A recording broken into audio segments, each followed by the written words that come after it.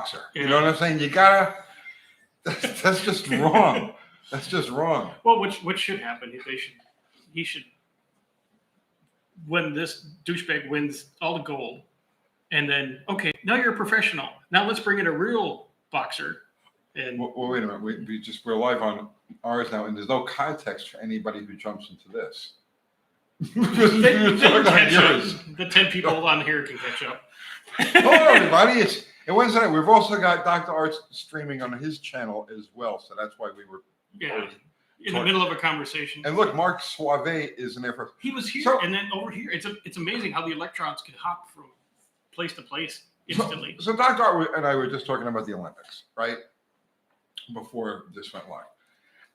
And this is a question I want to know, right? And actually, I'll tell you what, we have a mutual friend, okay, who's different. Yes. Okay.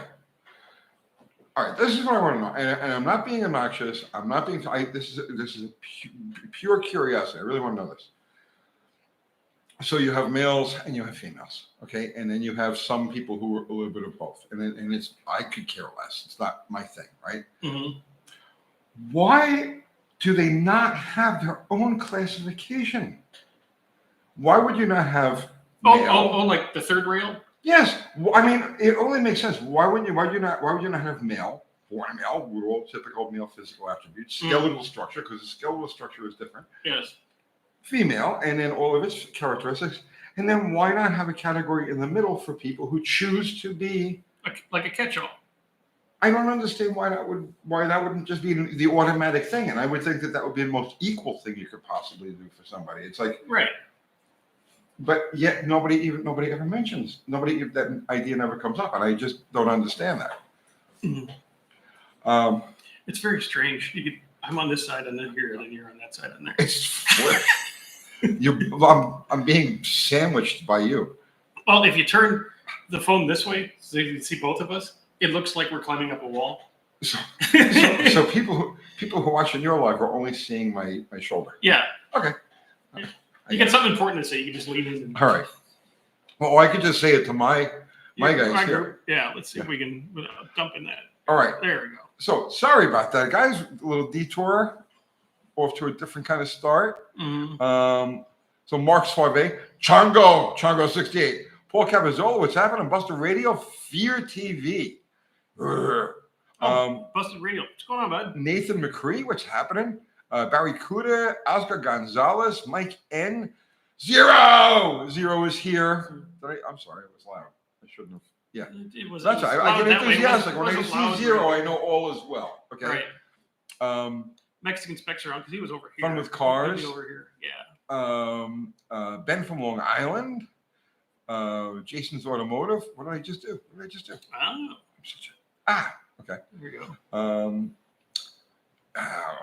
Todd Denio. Olive, what's happening, Olive? Johnny Brandon, Wayne. Okay, well, just hello, everybody. Hi. Ice Spider Garage.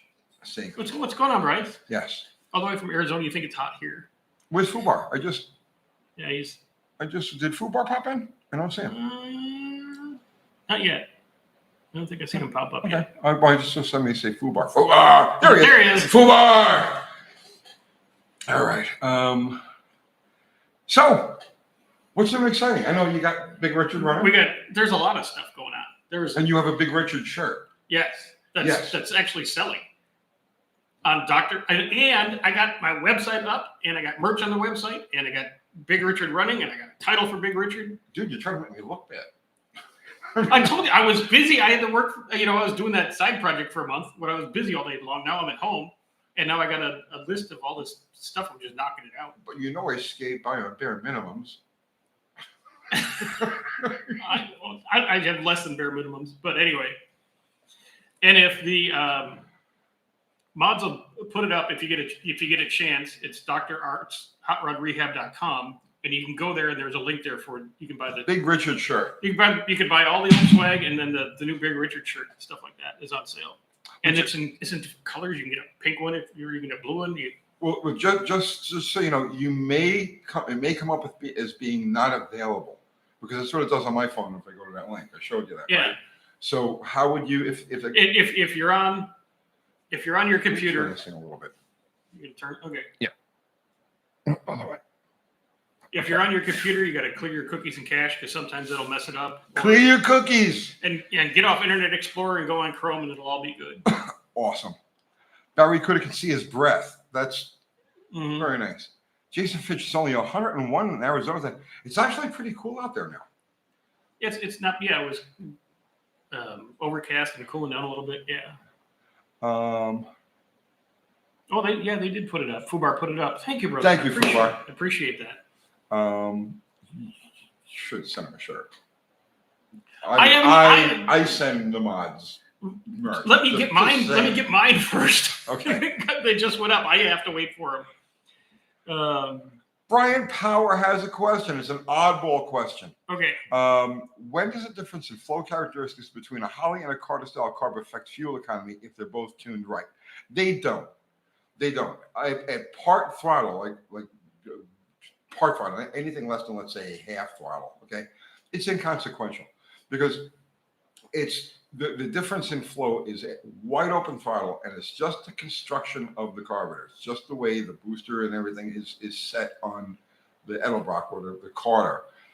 It only inhibits high RPM or flow, full throttle flow.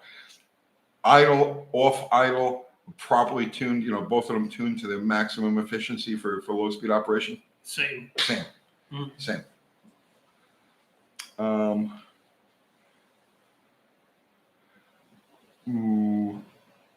What else we got? Mark Suave is saying, never mind Chrome, use Brave, no YouTube commercials. But then we don't get paid. Then we have to go to work for somebody. Yeah.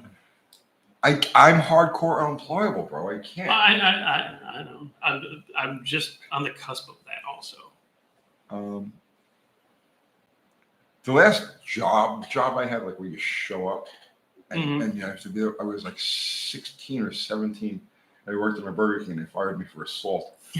And then I worked for a Chrysler dealer for 2 weeks as an A-tech back in like 1984. Changing oils, flipping tires. And I quit. Yeah. Right? No, they had me doing the stuff. Right? Okay. It was 2 weeks. I was like, no, this is ridiculous. If I did this at home, I'd make more money. Yeah. Right, exactly. And then I worked for CSK Publishing, like a paycheck for like, I want to say like 3 months or 4 months. And I was like, I make more money if I'm a freelancer. So I went into the publisher's office, quit my job, went back to my desk, and tripled my income. I'm hardcore unemployable. It's just never going to happen. I have to turn to a life of crime if this doesn't work. So, guys, if you want to see me out of the pen, don't skip YouTube commercials.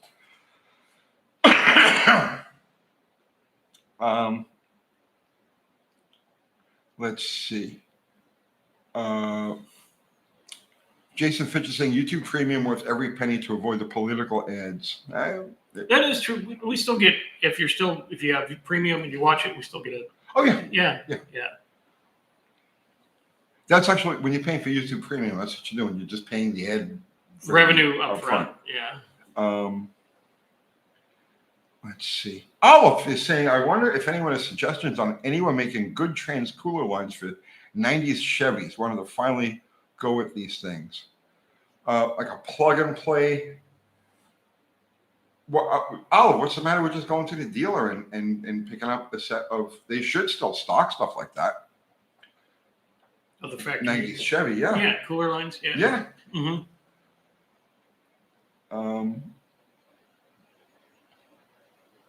William Davis, 780 double pump on the 350. A little much, but fun trying. No, it's not. No, it's not. No, and I'll give you an example of this personal experience.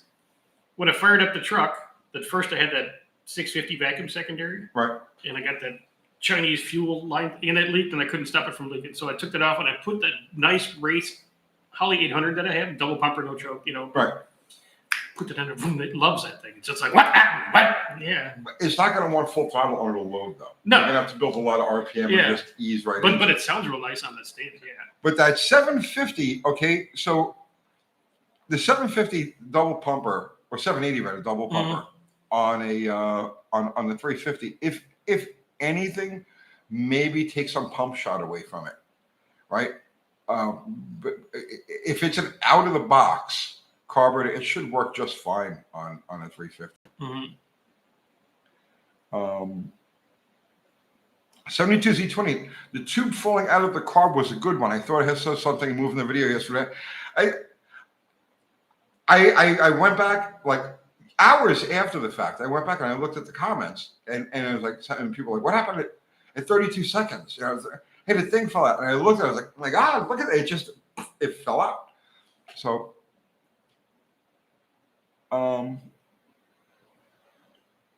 who won the guess on the Barracuda price? I don't know. Kathy did that. Kathy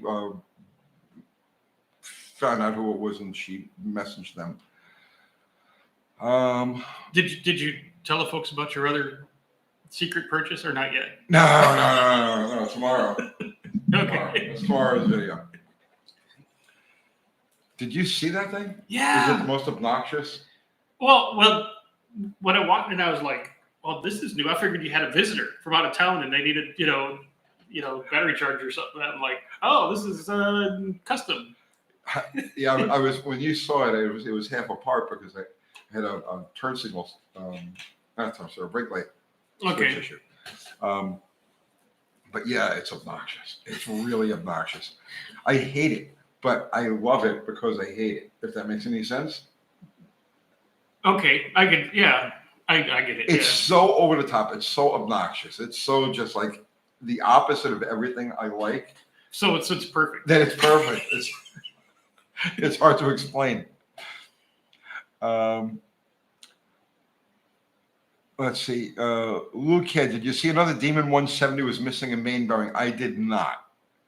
Stop it. Yeah, I don't see that's possible. No. Zero saying foreboding classic UTG. Which is foreboding, bro?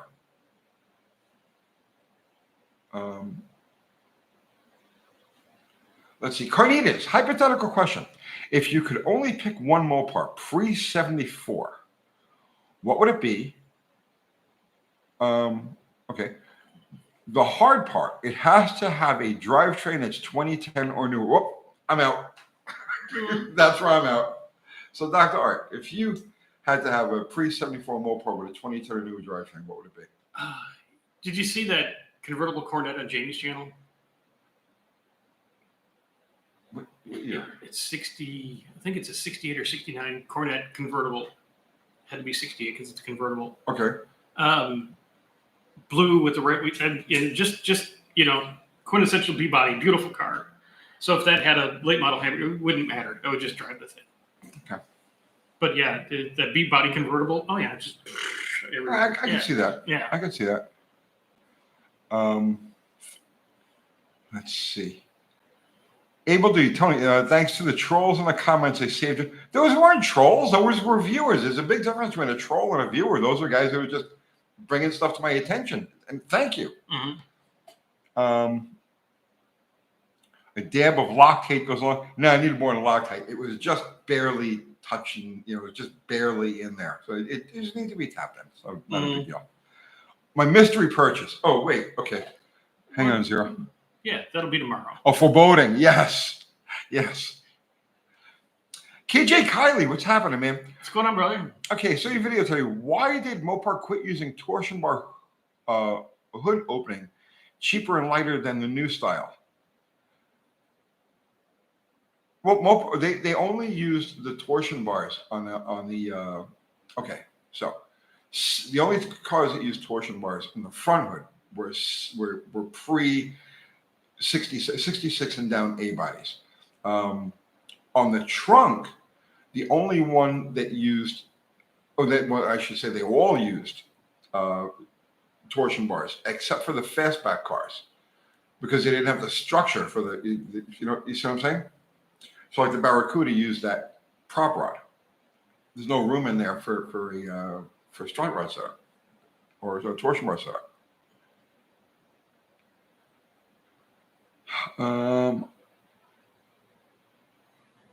Let's see. There's a good one. If you Which one? This one here, 72Z28. Okay. Yeah, man. If I rebuild the 360 in my 21 Ram, how much power can I put in before the factory PCM starts having issues with it? Well, that's right up my alley. What you need to do with that is you can put in more cam and you can put on headers and take all that kind of stuff. You just have to have the ability to somehow data log it after you got it running, and then it just needs to be adjusted because there's lots of adjustability in those.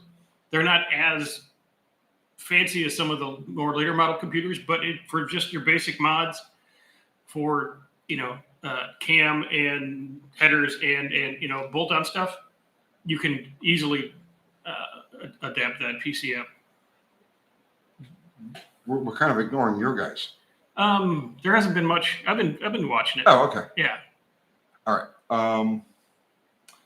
Let's see. Todd Dinio, 96 Chrysler Sebring convertible, 4-cylinder. Looks like a seed, right? When you put the top down, the car looks like a seed. I had one. Yeah. I had one. Mm-hmm. Anyway.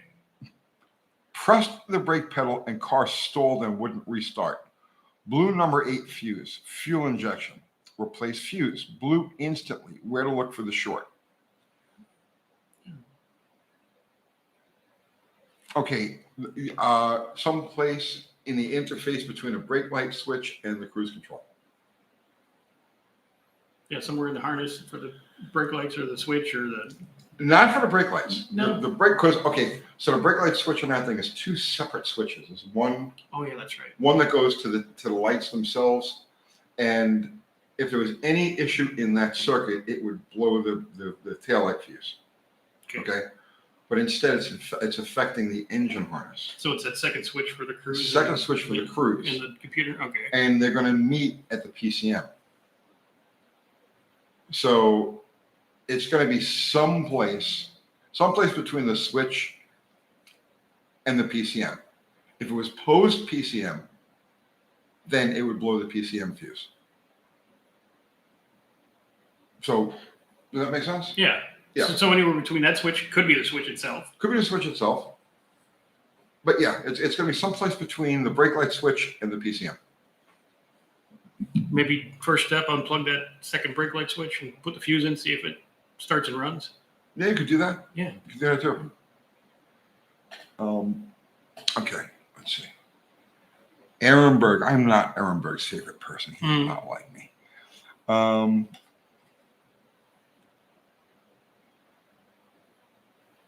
Let's see. Danny DeVoe, what about Pentastar performance mods? I've been searching for info. I don't have any. For the V6 Pentastar. Yeah. They're kind of a touchy itch. Maybe put an exhaust on it and call it good. But I got one. Let's see. Glenn Daniels. My buddy Brian owns a 1966 Monaco.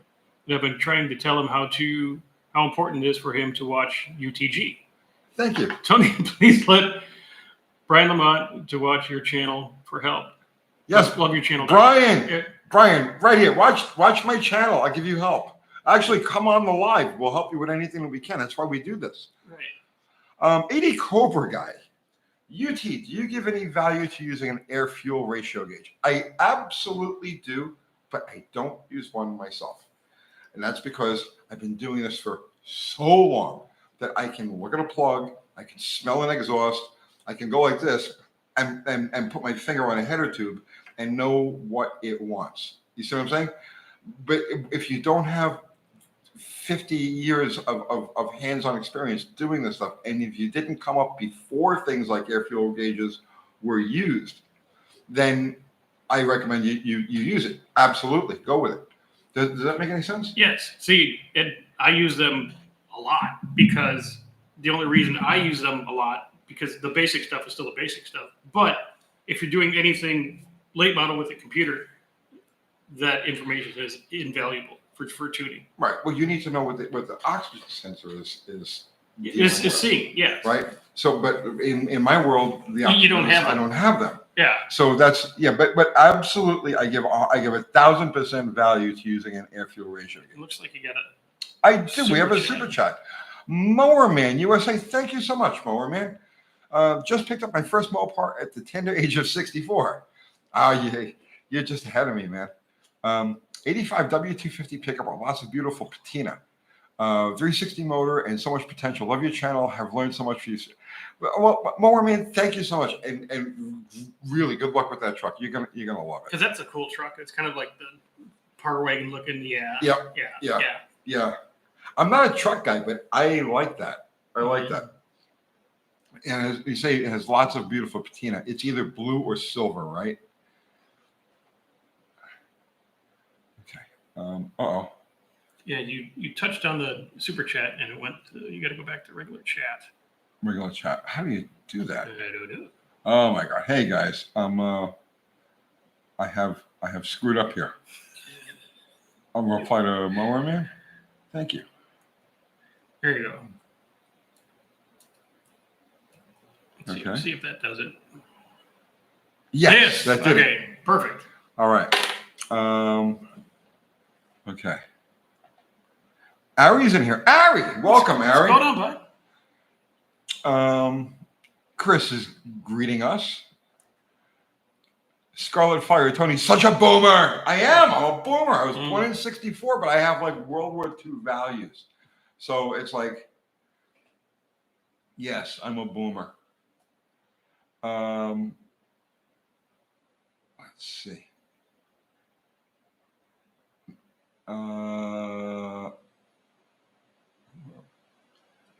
Barracuda, I don't suppose the Chinese BBDs have Carter written on them?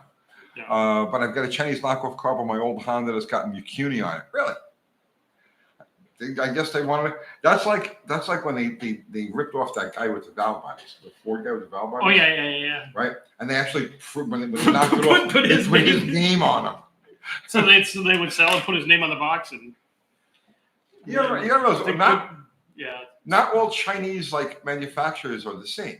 Some of them are just real scumbags, and they're just out and out thievery, and others are filling orders from American. You know what I mean? Here, make this for us. So they're not all created equally, and I hate that they all get lumped into that same thing.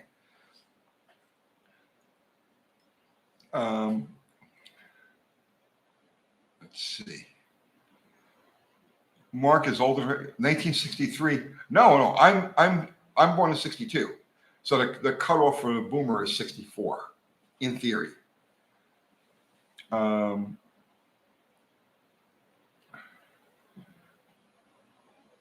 Carnitas, this may have been asked before, but what is the best size carb for a 318 that will make approximately 300 to 400 horsepower? So the one in Bottle Rocket, I've got an 800 on there. And NA, that's probably what it makes, like somewhere between 300 and 400 horsepower, because it's built for spray, and it is over carbureted for NA. But I would say like you drop a vacuum secondary 750 on that thing, and you don't look back. Perfect. Yeah. Or a thermal quad or a quadrijet. Mike, you need to start a Discord UTG. Learn about it. Your community will be much closer. You know what? I would love to, but I don't have the I don't have the I don't have the headspace for it. I mean, I would absolutely endorse it if somebody, one of you guys, or one of our mods, one of our trusted mods, or if Dr. Art, or someone who's in my circle, if they wanted to do it, yeah, awesome. But me myself, no, man.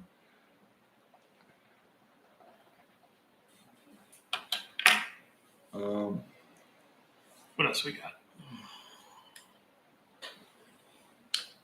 Ari has a 750 vacuum secondary, highly wasting space on his shelf, meaning that Ari would like to sell. Yeah, a 750 that's on his shelf. Right. So you may want to get a hold of him and get a deal. Mm-hmm.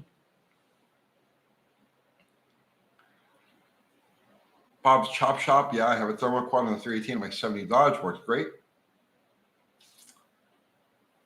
And Bob's Chop Shop, he's got his shop truck is a swept line D100, Okay. green with torque force on it, Nice. big tires in the back, and it's just it's a good look. Yeah, it's a good looking truck. I'm like, that's the perfect tire size. It's got a 31 on the back, and it just fits. Okay, let's see. Dances with empties. Are there better years in 318 blocks than others to build on? If you can find a polyhead, a 318 polyhead block, that would be, they're between 40 and 50 pounds heavier than the LA block, but they're an exact replacement. So like literally bolt pattern on the front, bolt pattern on the back, heads, everything is a direct replacement for the LA motor. So if you're looking to build something like seriously, bad, right? Like, boosted or whatever it is, try to find a poly block. Somebody will probably give it to you. Somebody will probably give it to you. The thing, I don't know what that is in the corner. You can have it. Yeah. If you take a poly and an LA block and you stand them up next to each other, and I've done this, you could see, literally, the extra thickness in the whole, all around the poly block. It looks like swollen compared to the LA motor. And all the webbing and everything, or where? Yeah. Oh, okay.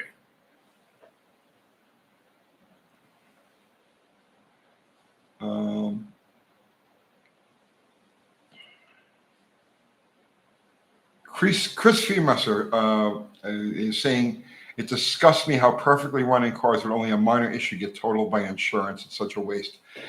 Did you see Whistling Diesel's? Yes. It was fantastic. What did you make of that? Where it ripped the... Okay, so... Go ahead, say it.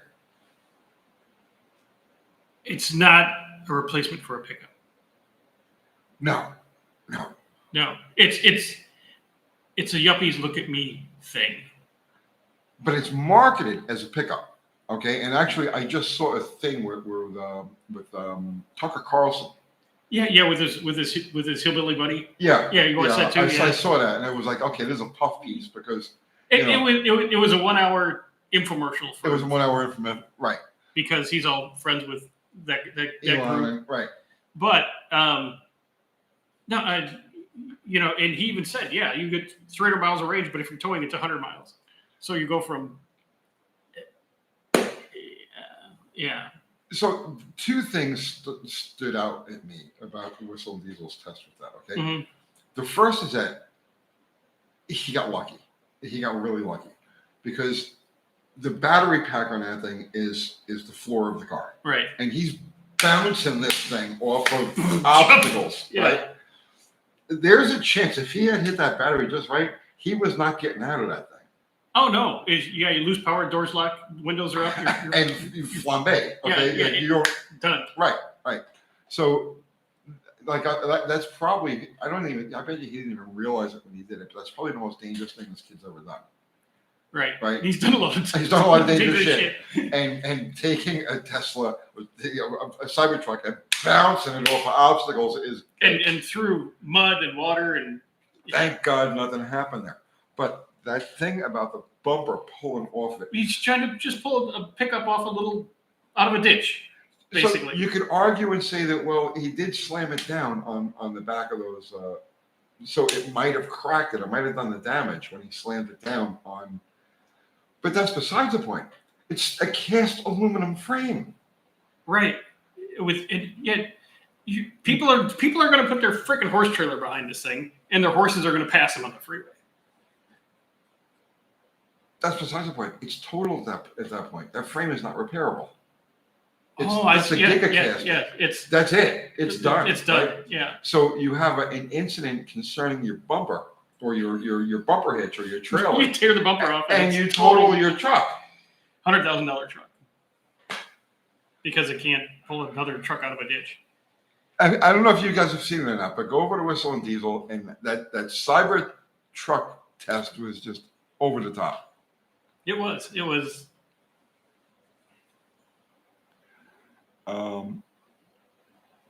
There was some part. There was one part where he tested them. He put explosives on the Ford, and he put on the door. Oh, on the tailgate. You know, That was cool. but do you really need that? How often do you run across explosives Yeah. attached to your car? How many times is your neighbor putting a pound of C4 in your tailgate? Bingo, exactly. So yeah, it passed, but it was like in the most, you know. Oh, speaking of, did you figure out something we can explode with a tannerite? I haven't. Okay. But we'll think of maybe Maybe we'll call Cody and get the rest of the Tesla. if he still has it. I'd like to get my hands on that. Tell you the truth, I would like to really dissect that thing.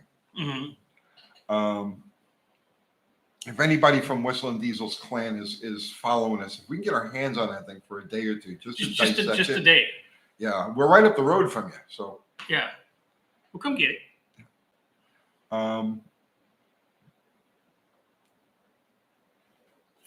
Let's see. Alan, there goes our racehorse passing us again. Mm-hmm. Ghost, it's the Ghost.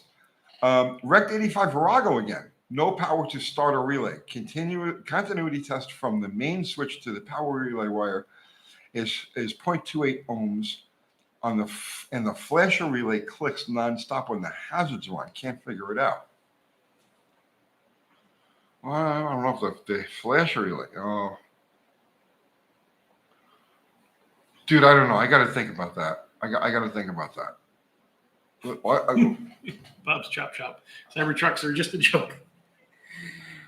But a lot of people are spending big money and taking them seriously. That's the problem. You know, they may actually be a joke. But yeah, you put a big boat or something behind there, and then you're and it's off and running over a bus full of nuns. Fubar just put the link to my merch. Nice. Thank you, Fubar. So we've got our shirts and our hats and stickers and other things at the address there, UncleTony'sGarage.com. Thank you, Fubar. You are awesome. And then Fubar just put a link to Dr. Art's merch, who has much more merch than I do. You have huge amounts of merch. It's all for the taking. Open up your credit card and have a field day. Hey. Buy stuff for your neighbors, friends, grandma, everyone. Very nice. Very nice. Yes. All your Christmas shopping. You could do all your holiday shopping. And those two websites, and you'd be good.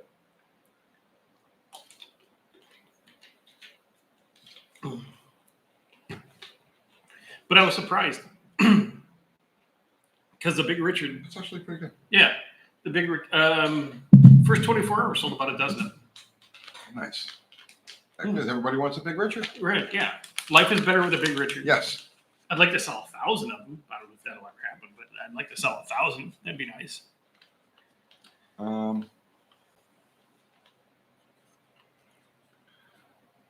Ghost saying it's got to be some kind of damaged wire in the harness sending power to places it shouldn't. Tested it with other switches. But I mean, you're dealing with a wrecked bike. So what could have happened during the accident, or what could have happened when the bike was being hoisted off the ground and moved around, let's say at the storage place or whatever it happened to be? Lots of things could have happened to it. Bite the bullet, rip the harness out of it, and unwrap it and see what happened. Go one by one. Yeah. Yeah, you've spent more time, questioning what it could be than you would have spent if you actually just ripped it apart. And those bikes are pretty simple to work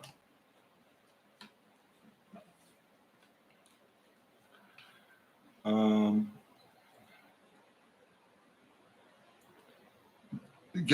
Zero saying get a Nana and Pops sticker from Dr. Arts. What's Nana and Pops? Oh, get your yes. Yeah, They need that. Get your Nana and Pops stickers. Yes. Or a nice T-shirt, a hoodie, a hat.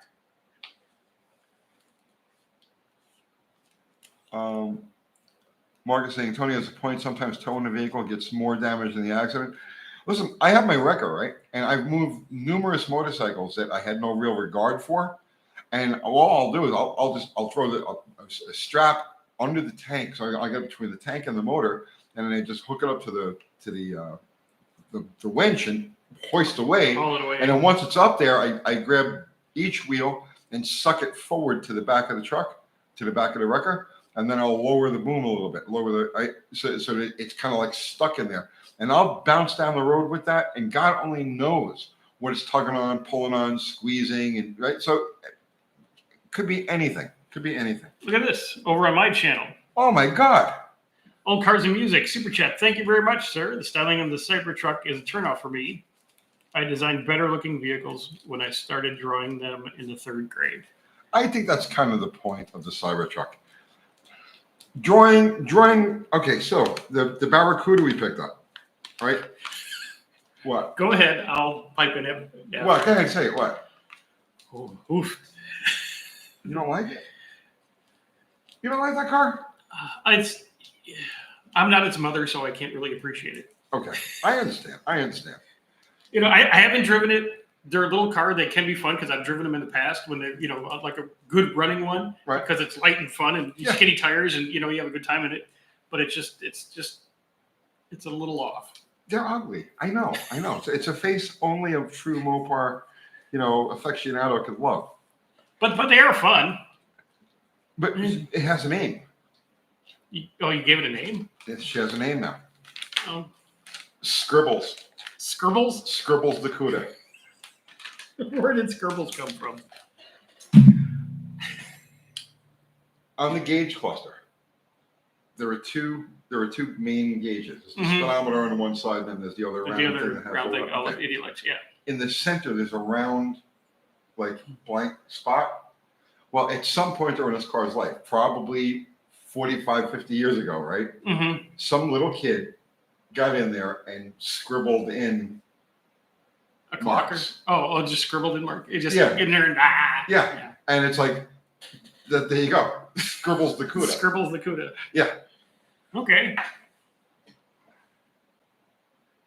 I'll show you guys next time I do something with the car. I'll show you it. But I thought it was really neat because it's like, you know, that's really, I mean, car's history. You talk about patina and stuff like that, but the real history is the people that were in it and everything. And you know, 50 years ago or however long ago it was, some 5-year-old kid got in there and made his mark on it, and now he's old. You know what I mean? And it's like, in my mind, that has to be preserved no matter what. Even if that thing got a Concours restoration, which I have no intention of doing, those scribbles need to be preserved. Did the red one run? It does, but I didn't hear it. Okay, because I'm like, for a minute, because I don't have the space, fortunately. Yes, you do. You got space for it. I was gonna get the red one and do like some kind of challenge where you could build yours, you know, your 1964 old school, and I would take that one and pop a turbo on it, and then. I'm not gonna hot rod that thing.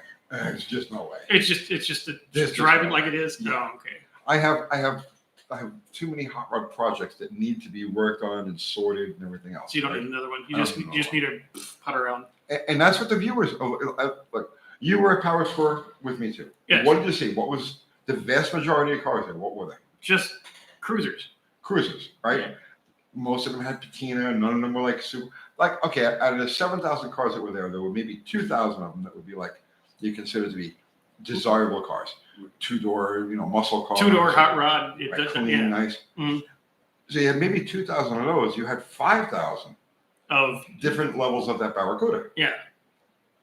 That's who I wanted, you know. Just a cool old car. And then what's cool about that, I'll admit that when you drive it, nobody else has one. No, you're not going to see a stop coming and going. No, no, you're gonna be like, oh yeah, I know who that is. Yeah. Unless you go by Jamie's. Well, yeah, he's got 17 of them in his. Well, he's front got a yard. white 65 that he's doing a Is he at- 273 4 yeah. speed.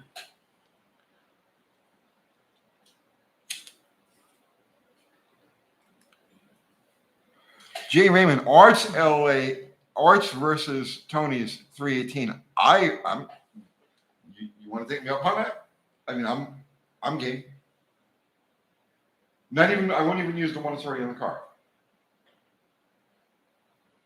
You build the 318, I'll build the 318, and we stick them in the same car.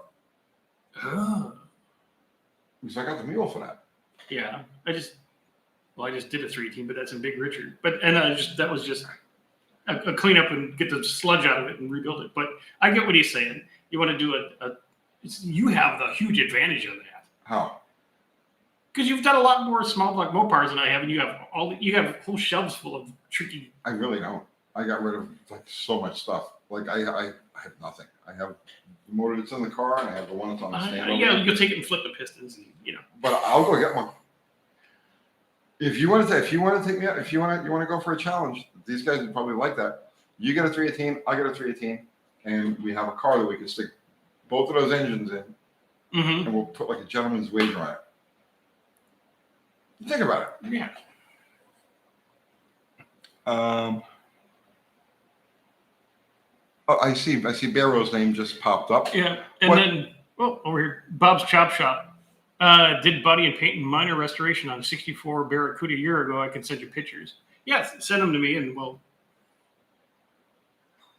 I see Erica's in the house. Yeah, she's hanging out. Why is she on your channel? Why doesn't she come to my channel? She doesn't. She's been here. She can go over to Tony's channel. Already got the view. Yeah. She can stay on your channel. I want Misty on my channel. And she's not here for a reason. Why? That dog went on like a over 2.5 mile walk this morning. Okay. Played ball, and someone put a quarter in that dog today. She was just out of control. Yeah, that happens with me, with Winnie also sometimes. Yeah, it was just, and we went to the grocery store. We got her a new squeaky toy, which is a bald eagle that's red, white, and blue, and just nonstop. This dog was just out of control today. So I'm like, "You're staying at home."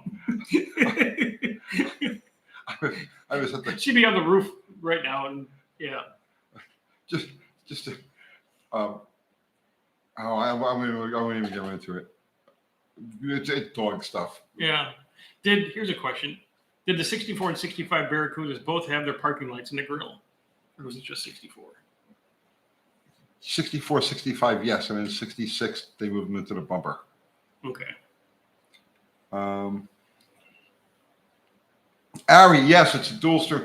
He's on his channel. He's got his channel going and right here. Yeah, right here on this doohickey right here. Yeah, but we're doing better here. Yeah, there's a few more folks over here Yes. than here. And look how many more likes I have. Not that many. I mean, really. 27. I have 84. Well, we only have 84. Yeah. Oh man. I have 6 people on my channel and 27 likes. You have hundreds. I'm getting You're the ratio is way off, brother. I got you. proportional level. I'm getting crushed here. Oh my god. Yeah.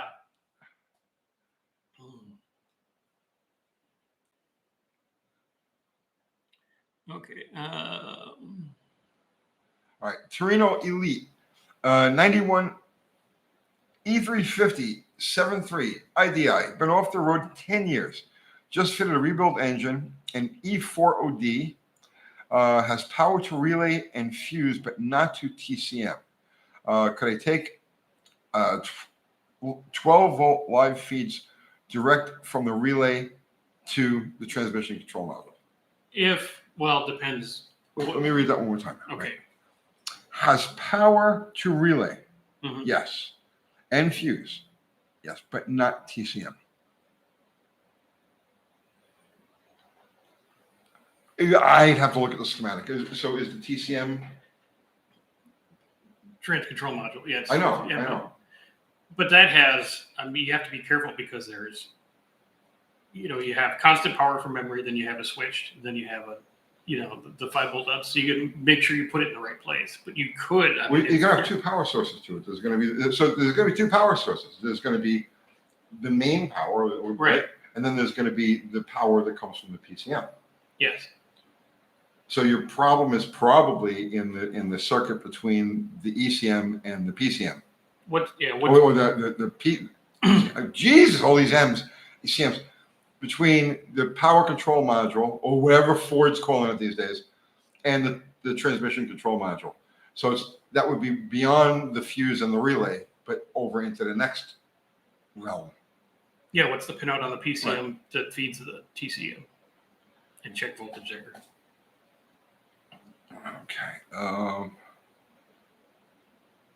Turner Classic Movies. No, transmission control module.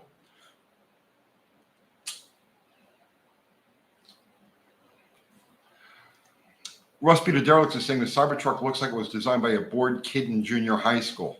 No, in junior high school, you know what I was drawing? You know what are real easy to draw? Actually, 57 Chevys, like a 3/4 view. There were and T-buckets. I used to draw dragsters, slingshot dragsters. Oh, okay. Yeah. And funny cars. Oh, okay. Yeah, I was like, oh, 2 squares for 57. Oh, that's easy.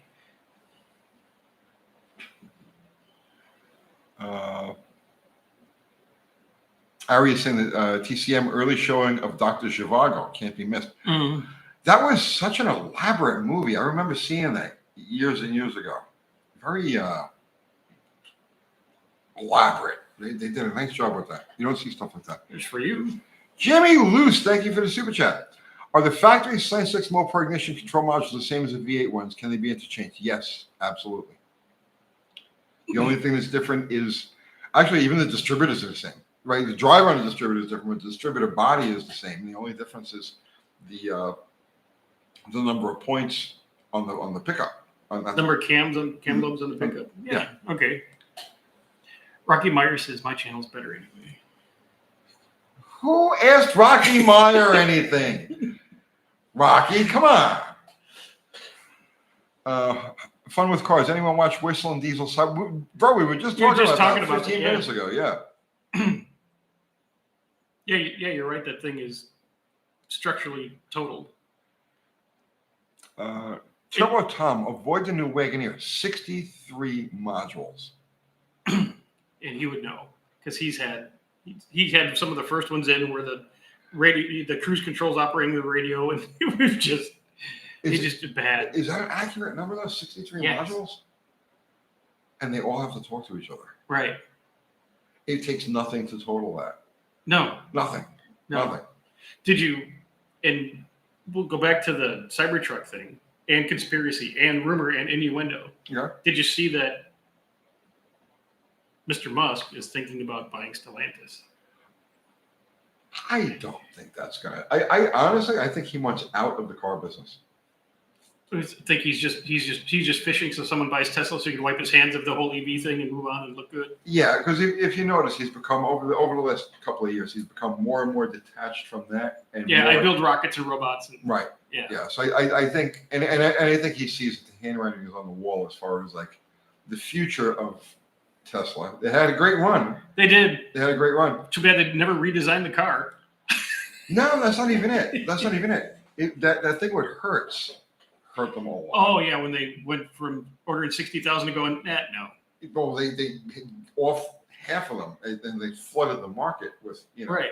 And I think that was like the handwriting on the wall. I think at this point in his life, I think he wants to become more politically active. Well, he's pretty good at that too. Yeah. There's more money in politics than in automobiles? Huh, weird. Well, that's the other thing too about him. I think he doesn't strike me as the type that's eternally greedy. I think it's like a game to him. Yeah, it's how big is my pile? It's a game. He's not like right. He's not going to step on your head to make it, but he'll buy everything around you until you. I watched an interview with him recently that really changed my opinion a lot about the guy. Okay. It's so a different side of him.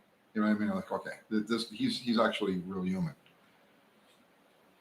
He's not as much of a lizard as I thought. It's a lizard. Carnitas, would you ever turbocharge a 318? What car would you put it in? I chose nitrous for a 318. But Dr. Art loves both the supercharging and the turbocharging. So yeah, it's just what. And that's what you do with Big Richard eventually. Yeah. Okay, there you go. Yeah. Stay tuned. Dr. Art's channel. Because there's all that room under that hood. It's just, but it's criminal. I just built that whole exhaust because I thought the truck was going one way. Now I'm like, I could have saved myself all that time and just anyway.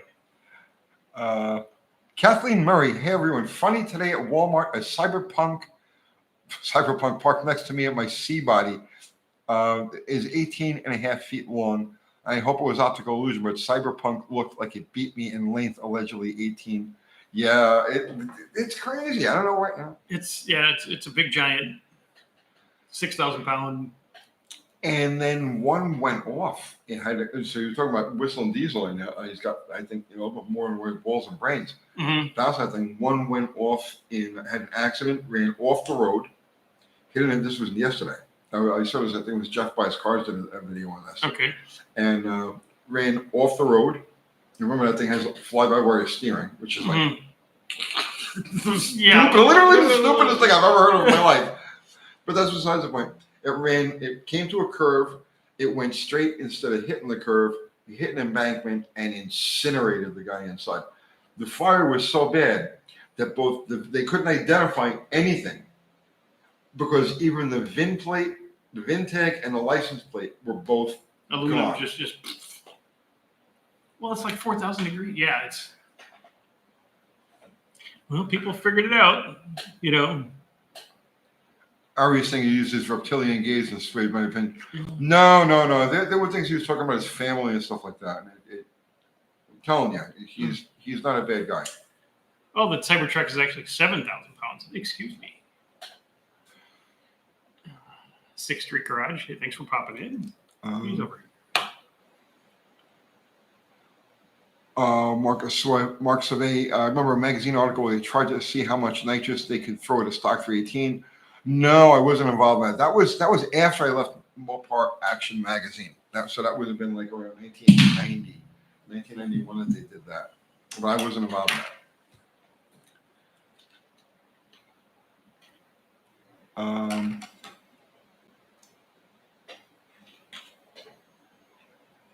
Scarlet Fire is saying the Arkansas State Police chase videos on YouTube are better than the movie Bullet. Yeah, they are.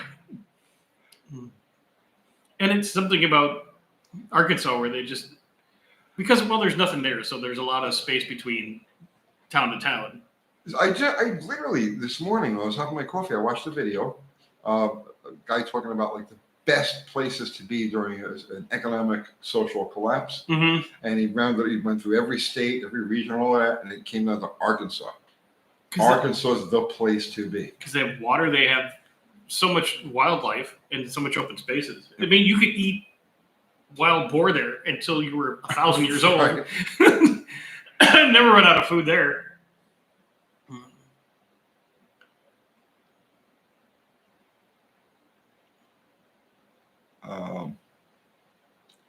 The natural state, yes.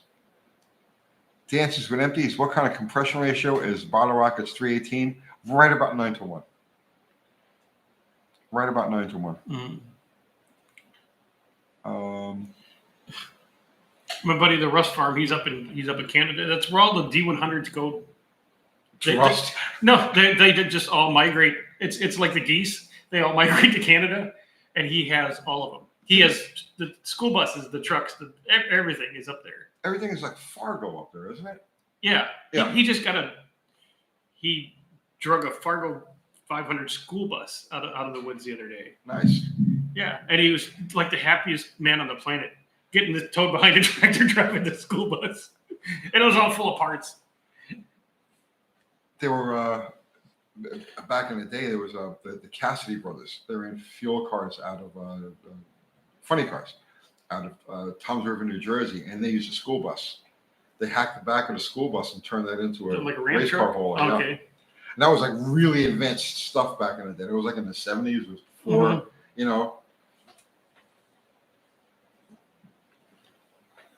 Mexican spec. Will Tesla buy Chrysler? No. Nope. BYD. I'm telling you, BYD is buying it. Or do you think Elon just said he's going to buy it, so BYD has to spend over margin themselves to buy that? There's some kind of game going on there. It's all just fucking. Mm-hmm. Let's see. The holes. Has enough time passed to take on another life build, or is the psychological damage still present from the last one? You mean actually you're talking about rebuilding your life, reinventing yourself, which I've done many times over the course of my life. You have to. You have to. If you don't reinvent yourself every 5, 6, 7 years, you're not living. You know what I mean? Throw it all in the ditch, start over. Yeah, make it exciting. Yeah. But on that note, I'm doing this for 6 years, so I'm overdue. You're over-margined. But I am kind of itching to move into different realms of And speaking of that, yes. my office upstairs in the house is getting redone. Like he's redoing it. My desk is here, and like the safety, there's that wall with nothing on it. Where we're going to move my desk over to the window, and that wall we're putting up like a dark blue background, and there's the 2 leather chairs and the table. It looks for like Nice. a podcast studio. So yeah, Excellent. Yeah, so it should be really neat. I'm kind of excited about that. I got plans for that. No, I mean the live engine build. Oh, well, we did a live engine build afterwards with that 426 Hemi. We did every step of the way, the disassembly, the reassembly, the dropping it in, getting it running, the road test. We did all of that stuff live. I guess it'll be 3 years in October. And if you're referring to the one that we did way back when, that was a cluster. No, we'll never do another one like that. But like I said, we did. I learned my lesson. When you're going to do something like that, do it with people who are capable and have half a brain in their freaking head and actually have money to buy the things that it needs and know how to clean stuff. So yeah, I learned my lesson from the first one. Yeah, because you actually have to clean parts. Yes. Did you see that? Did you party to that whole thing? No. It's still up, Yeah, but yeah, that's step number 1. Yeah, you got to have the cheddar, and you got to put in the work, and you got to know what you're doing. Well, you can't be an idiot. Yeah.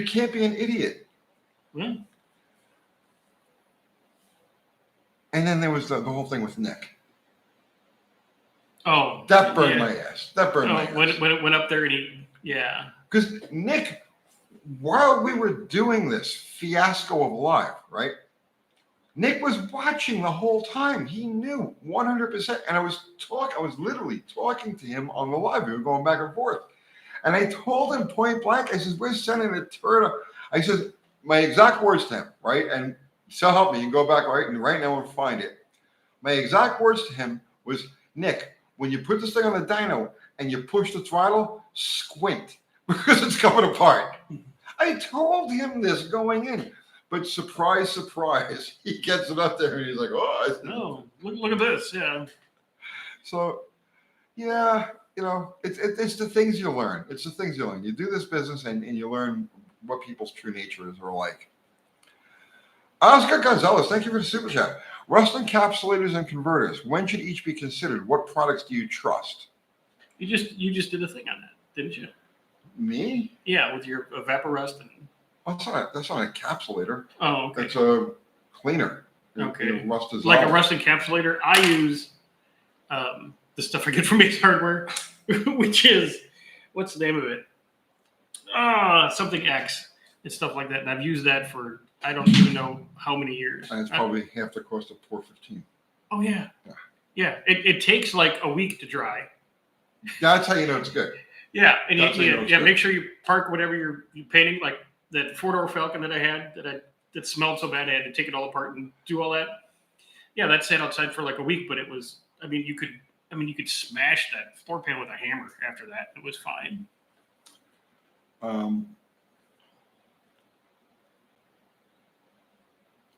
Did I miss anything? Wait, let me go back to this here because I just saw something I want to go back to. Okay. Cordell B. I believe Tesla and Elon's main focus is on autonomous cars. I will tell you why, and it's only common sense. And if you think about it, you'll see what I'm talking about. The whole thing with autonomous cars is a game, all right? It's not real, right? Yes, you can have autonomous cars. Yes, there are certain cities that are allowing autonomous like taxis and delivery vehicles. Yes, but no manufacturer of any size is going to risk the liability of making autonomous driving a regular thing. Because once that happens, every single incident, everything will get blamed on the autonomous driving, right? Or some form of malfunction. Insurance companies will never let it happen. No manufacturer is going to take that risk. It's the whole thing with autonomous driving is just hype. Oh, look, This is the future. We're almost the Jetsons. Autonomous driving. They will never let it happen on a large scale. No manufacturer is going to let that happen. That's why they're all driver assist. All driver assist. Yes. And that's as far as they'll let it go. Mm-hmm.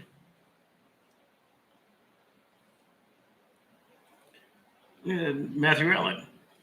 I have a 392 first gen Hemi sitting in my garage that I want to put in my Papa's 59 Plymouth Fury. I have a torque flight auto trans as well. I was wondering what rear end ratio would work best highway cruising. If you've got a 59 Plymouth Fury, it's probably already got 323s. Although 59, I think 308s, 307, 308, there was an odd 3-0 ratio in the 8 3/4 around that period of time. But stick with what's in there, and you'll be fine. You'll be fine. To Russ Farm, he's like, my fleet's only about 20% Fargo in Canada. They still made a lot of touches. What's that now? We're all the Russ Farm, we're all the D100. Oh. He says he's only about 20% of his fleet's Fargos. Oh, the car doesn't have a rear end in it right now? Then go, I'm telling you, go with the 323s. That's going to be, no matter how you look at it, that's going to be close to 5,000 pounds. The 59 Fury with a early Hemi in it, which is 800 pounds dressed out. Yeah, 323s. Anything less than that, and I think it's going to be a little bit sluggish. It's going to be a little doggy. 323s would be a good number. And it'll cruise 70 all day. Yeah, all day long. I have 323s in my Charger with the 440. That's a heavy car too. That's over 4,000 pounds. And on the highway, it's perfect. It's perfect.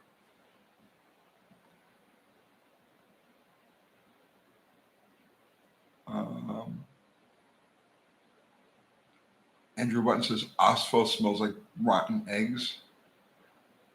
Okay. Yeah, so, well, this rustic stuff is not real, doesn't smell great. You have, like I said, you have to live it outside for about a week, and then it's rock solid stuff.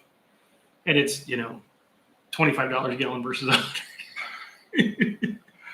So deal. Let's take care of deal over here. Okay. I have a 69 Valiant 100 Slant 6 225. I'm trying to make a daily driver and don't know where the best place to start is. Does it run? Mm-hmm. I mean, yeah, just run and stop, and the rest. Honestly, the best thing you can do with that car, okay, is go get the factory service manual for it, right? And just make sure that everything on the car fits its original design. Because that thing right there, that the Valiant with the 225 will live in today's environment. I know, because I daily some very similar car for a lot of years. It will survive just perfect in today's environment as long, and it'll get good gas mileage. You'll knock down 18, 20 miles to the gallon all day long in average, mixed traffic, okay?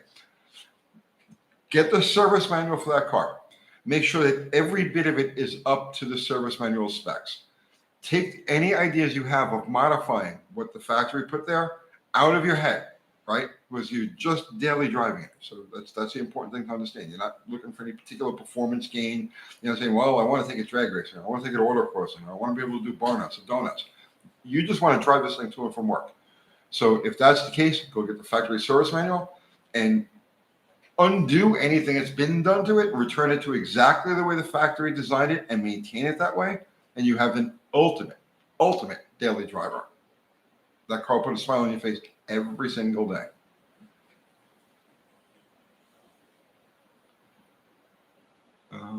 You pick one. All right. And those little Slant stick cars are fun to drive because they have a nice little they just go. Yeah. They purr. They purr.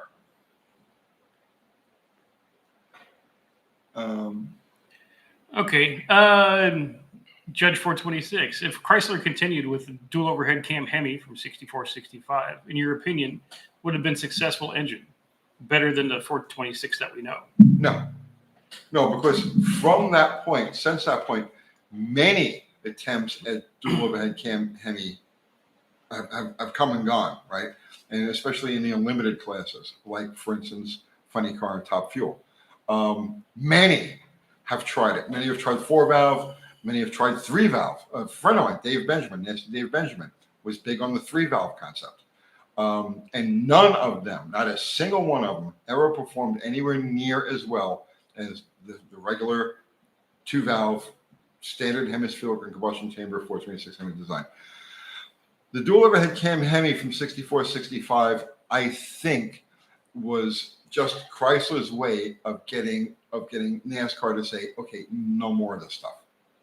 Right? I think Chrysler wanted to return to the wedge. They didn't even really want to deal with the Hemi at that point. I think Chrysler wanted to return to the wedge because putting them on the street was too much of a pain in the ass. I think they wanted to return to the wedge, and the dual overhead cam Hemi was so. Just for you guys who don't know the history of it, so you had the up until 63, everything was wedges. The only thing that wasn't a wedge was the Chevy. And at that point, they called it the Daytona Mystery Motor, right? Canted valve Chevy.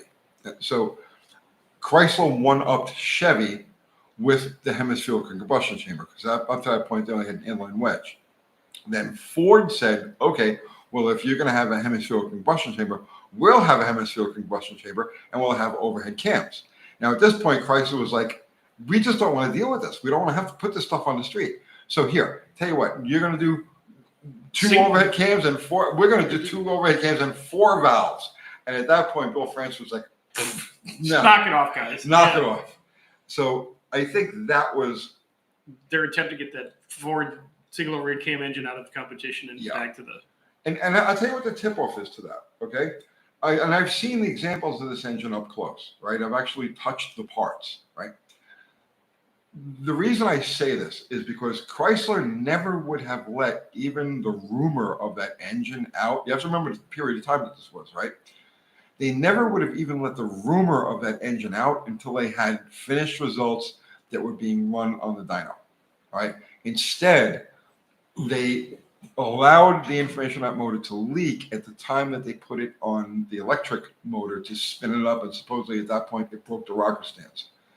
Chrysler never would have let that stuff out if they didn't want it out, and the only reason they would want it out was so that NASCAR would say, stop this nonsense now. So that's my opinion on the dual overhead cam doomsday motor.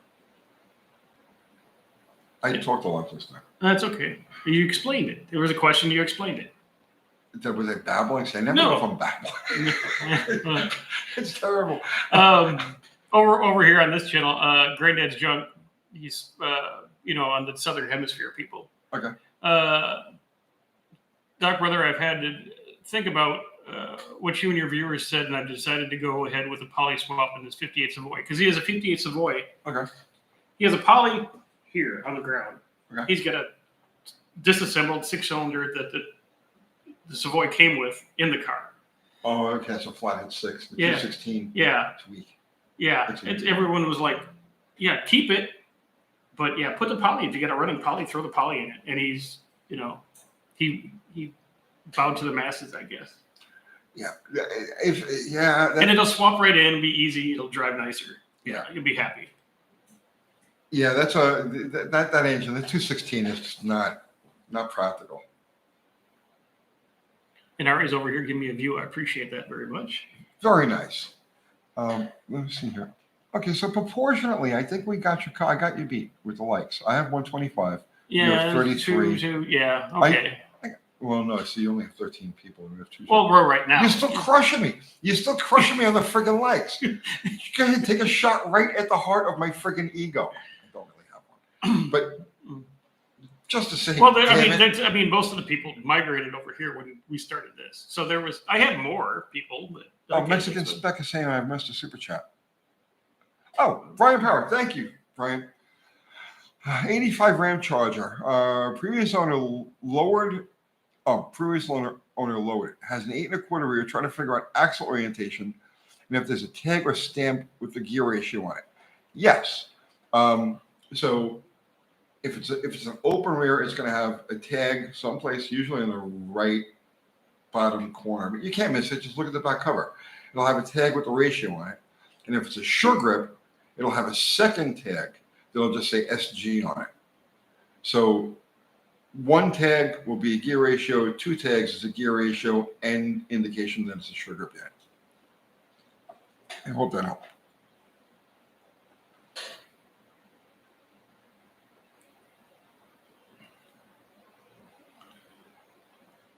Riley's Rebuilds. Mr. Tony, did you ever get a chance to try the VRS 4150 from Edelbrock? Offer still stands if you want to try one. Got a 750 and an 850. I mean, I tell you the truth. I do appreciate the offer. I'm not currently the only vehicle I have that I would use that carburetor on is Bottle Rocket, and I've already got an 850 on there, an old school 850 that I spent a lot of time sorting and getting right. I'm good. The only thing I really like about the VRF is that it's lighter. You know, it's going to be about 5 pounds lighter than the big chunk in Holly double pump. Yeah. Yeah, that's like an 11-pound carburetor. So, no lie. Have you ever gone on the scale? Yeah, I know. Ridiculous. Yeah. So that would be really the only benefit is the weight. But I do appreciate the offer. But now I got so many other things I need to get done.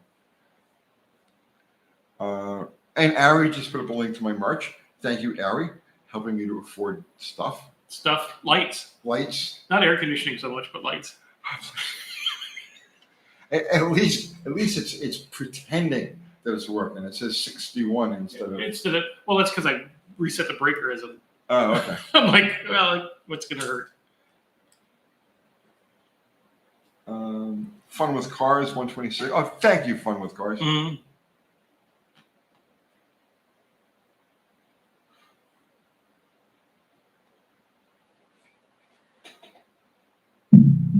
Oh shit, not the ego. Mm-hmm.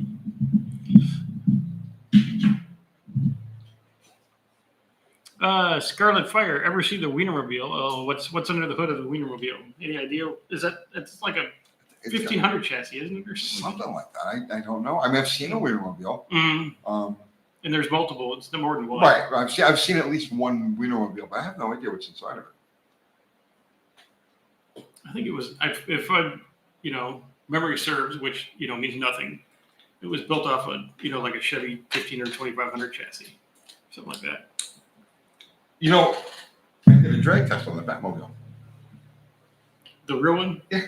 Oh, okay. Yeah. Okay. Well, you got the super chat from Craig Simpson. 70s hood. Any good ways to stop rust on the bottom of the 70s?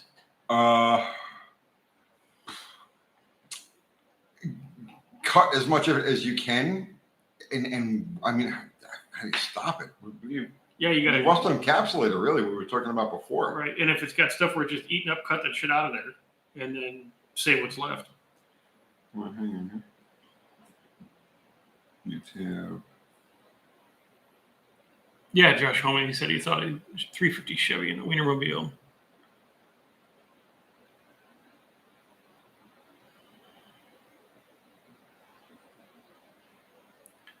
From the Carburetor Fire, I was here yesterday. Bologna has a first name. Mexican spec. He's got a earworm now for that song. Mm-hmm. I gotta find this. I gotta show this to you. So there's pictures here, but these are from Lions. This is from 1965 or something. Okay. But there's because you didn't drag test it at Lions. No, somewhere somewhere East Coast. It was incredibly slow. Well, wasn't it off of Lincoln or something like that? With like a 260 or 289 in it. Mm-hmm. Oh, come on. There's no picture of this thing.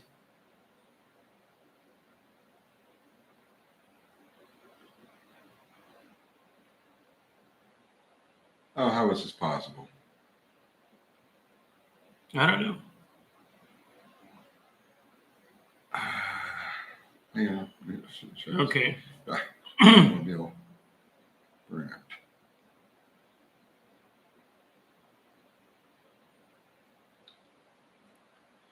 The original Wienermobile was a 352 barrel, then a 454 4 barrel. Now at 6-liter LQ4. Okay. Lost cadaver. Thanks. You're just gonna have to take my word for it. It appears. Yeah. It appears that I've been eclipsed. Yeah. Dances with Empties. UTG mentioned it a couple days ago. Got a 69 Fury 3. Those refrigerators come with disc brakes up front on a 69, or was it an option? Yes, it was an option in '69. I was going to say it's a Fury 3. That's a pretty high-line car. Yeah. Well, they came with 11-inch drums standard up Mhm. until 72 is the first year for the disc brake. Is For the standard. disc brake. Okay, standards. And the 72s will retrofit back into the 60s? Yes. Yeah, okay. Yeah, that C-body architecture goes way back. Mhm.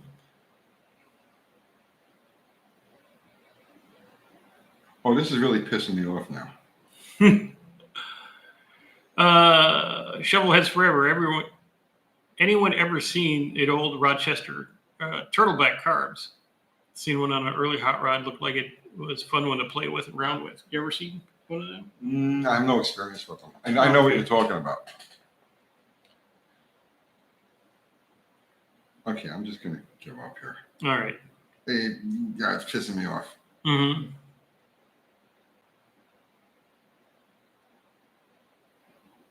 Sure, make a liar out of me, Google. Google doesn't give you your drag test. What kind of nonsense is that?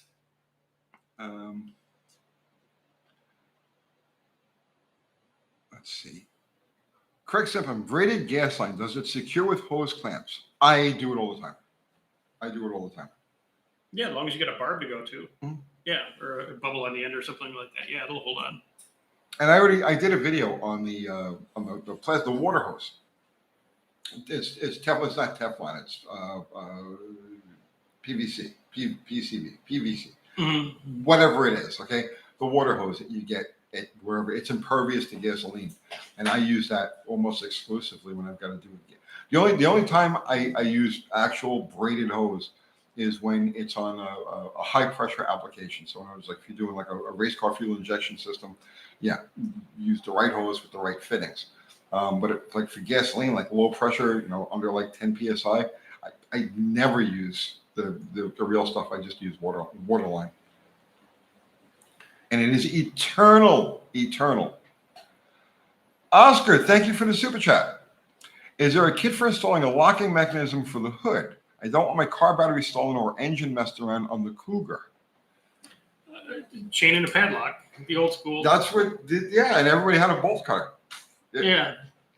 Because back in the day, who could afford an alternator? So you drove around stealing batteries all night. That was every teenager in America. Well, and it was funny back then. You would steal the battery, the chrome air filter had one, and the tires. And if God forbid it had a cassette player, that was gone too. Now the smart people, they just take the whole damn car. Right. Yeah, but yeah, we're out there, jacking wheels off cars and allegedly.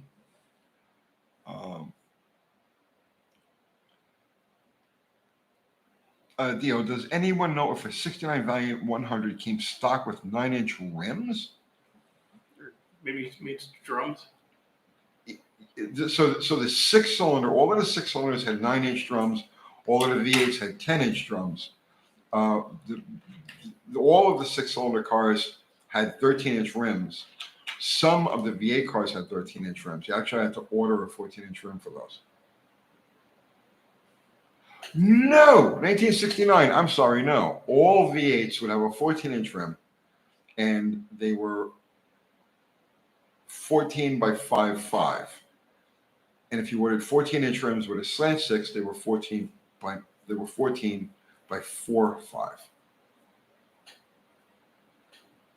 Okay. And you could spot the difference immediately looking at the side of the rim because of the way it's the other inch was offset out. Yeah, out, right. Towards the fender. Yeah.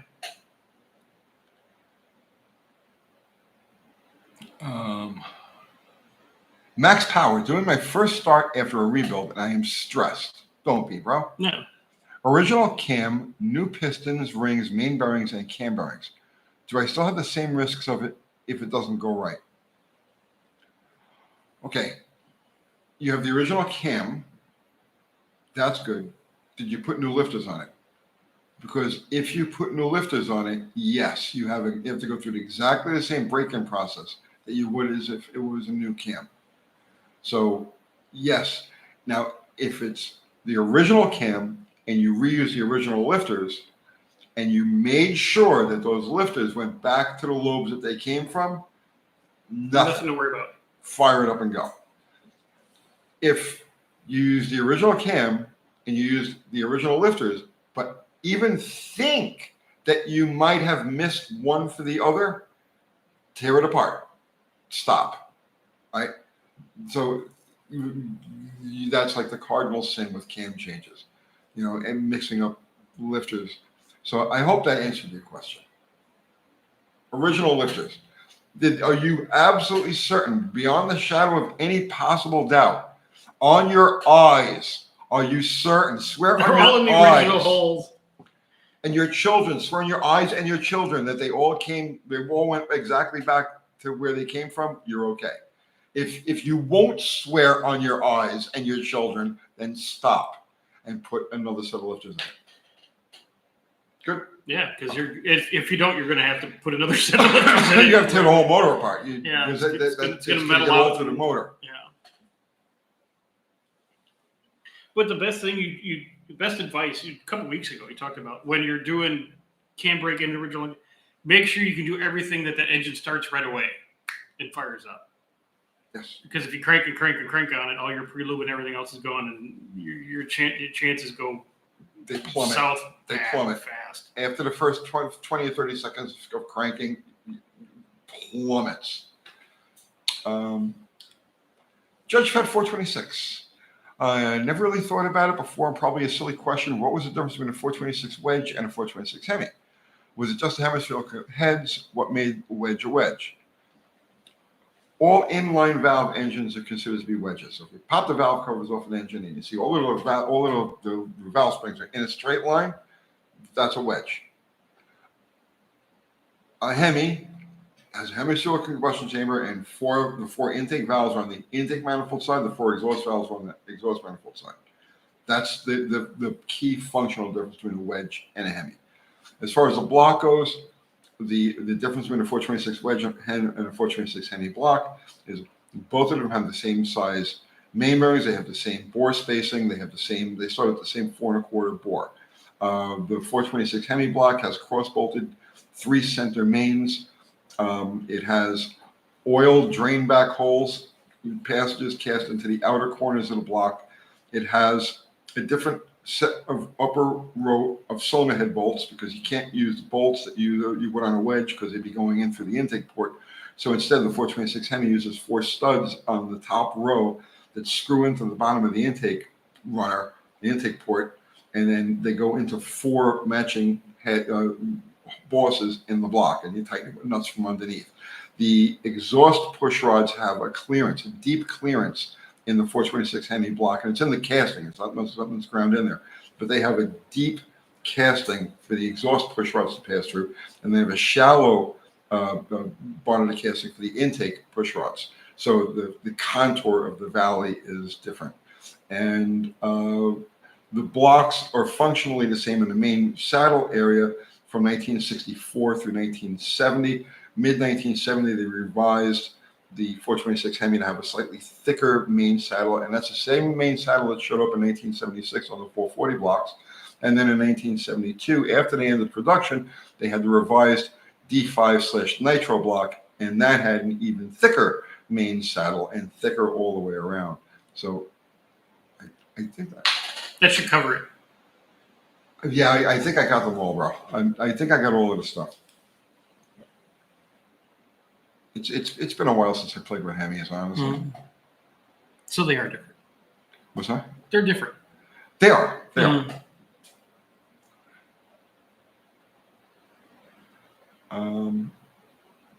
Yeah, you pick one. All right. Have you ever went to any of the Slant 6 only drag race events? Yes. Loved your whole Slant 6 video series. You're the man. Yes, I went to one called the Slanted Nationals, and I got my ass handed to me by the Ruster. That car was so well sorted. That thing ran really good. Yeah, I got absolutely creamed with that. Now, since that period of time, I've moved that body, that dart that I had, that's gone. Okay, and Shane Polito from Slant Daily Garage has that body. I still have the engine, and the engine is going to end up with a stick. It needs a stick. I had the wrong strategy with the automatic. You need to run a trans brake if you're going to run an automatic with that thing, because the engine just will not work the converter. And I've decided that rather than do that, I would rather go with a 5-speed transmission behind it. So when the Slant 6 comes back around again, and it will kind of soon, it'll have a 5-speed behind it, and it'll be in the Mule, which is what we're running on, doing the propane motor on now.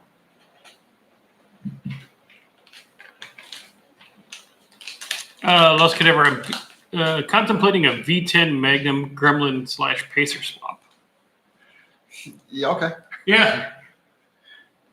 And that V10 Magnum, I can help you with the computer on that thing too, because it needs it on the V10s. They're soft. Bob's Chop Shop, looking forward to your 426 Hemi welder project. I haven't touched it in a while. It's been hot. It's been hot. And the last thing in the world I want to do is spend an hour or two welding on cast iron in the when it's 600 right. million degrees. Yeah. Right. But I did look at it like day before yesterday, and I said, "Oh, I forgot about you." And yeah, so it'll be back.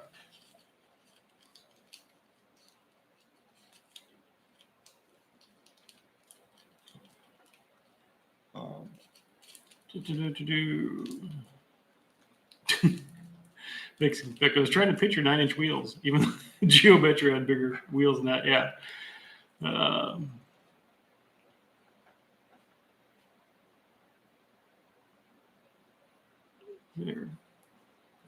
Is there a Gremlin out there for sale for $3,500? I'm sure there is. Yeah. Yeah. Somebody's got one. Somebody's got one in the yard and stuff like that. That's been there for 20 years. They probably pay you to take it away. If you're going to chop it up anyway, who cares? You know.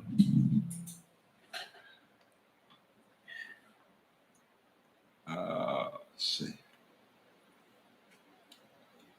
The fake Mini was a Honda 600. Ah, Jeff is in the house. What's happening, Two Hacks? What's going on? I was talking to him, or last day or so. His pooch is a little sick. So. Oh shit. Yeah. What's the matter? Well, he's not doing good. I'm sorry. Listen, I've been through a lot of shit in my life. Okay, nothing is harder than when your dog is sick or on. Or passes, yeah. Yeah. And but like I told him, you know, he's had a dog. That dog had a good life with him. So think about that. The only thing I can tell you, right? And you and I were just talking about this recently, right? Jeff, the only thing I can tell you is that we made a policy, and we've held through this for 30 years now. Okay, that when one of ours passes, we immediately, right? We make arrangements. We do what we have to do. We immediately go to the shelter and adopt another dog, like that day or the very next day, right? And it serves two purposes, right? And the first is that it kind of offsets the grief, and there's nothing as bad as losing a dog, right? I mean, yeah, kids. I've never lost a kid or anything. I've lost lots of dogs, but it helps to offset that, and it also gives a home to the next guy, right? So, but my thoughts are with you, bro.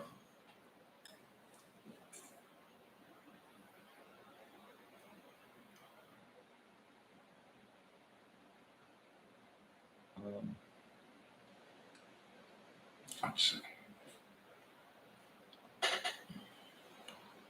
Bear Rose is saying, I'd rather see someone chop up a car and put it back on the road than to see it shipped to China to become a T-post fence post. Oh, listen, that's not happening. China recently, in the last like 10 years or so, they had all kinds of restrictions on bringing, foreign cars into the country. And they didn't have any classifications for the old cars. Well, about 10 years ago, they started allowing the importation and the licensing of certain cars. And classic American cars bring huge money in China. It's a prestige thing. You go over to China and you have like just like a 6-cylinder Nova and you're emperor status.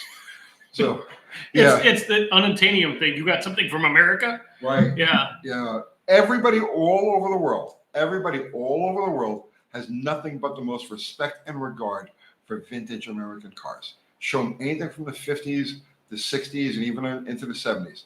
And it doesn't matter what part of the world you're in, what language they speak, what their politics are. They could be freaking out and out lizards. It doesn't make any difference.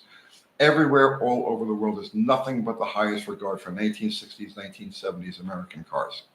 Because they didn't have anything that had style to it. There's a few exceptions here and there, but for the most part, they were just, boxes. Yep. And a lot of people didn't have cars in Europe for a long, long time.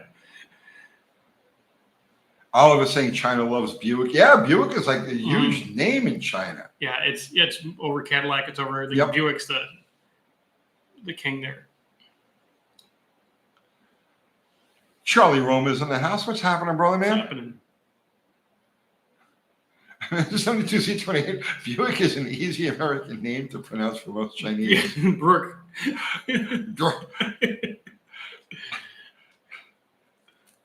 Valant make nice car. Yeah.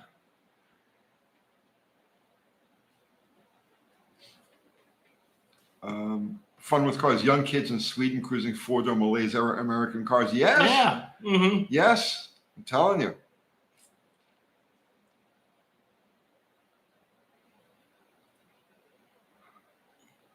The Chinese don't like cataracts. Can't say it.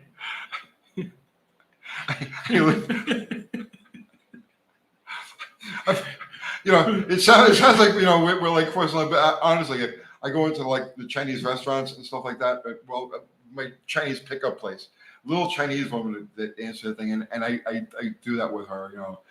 Thank you. Mm-hmm. I love food. Over here, Granddad's Junk. Big T is right. Old American cars here in New Zealand are very popular. My mate has 3 55, 56 Chevy Nomads. In fact, he's over there for the Nomad convention. Yeah, all over the world. All over the world. Yeah.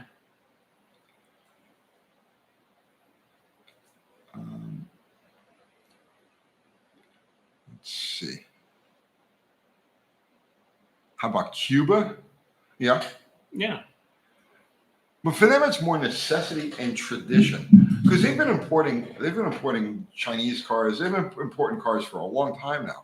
So it's not like during the original part of the embargo where like nothing was going into that country. They have new cars there, but they keep the old American cars as part of the cultural tradition. You know what I mean? So.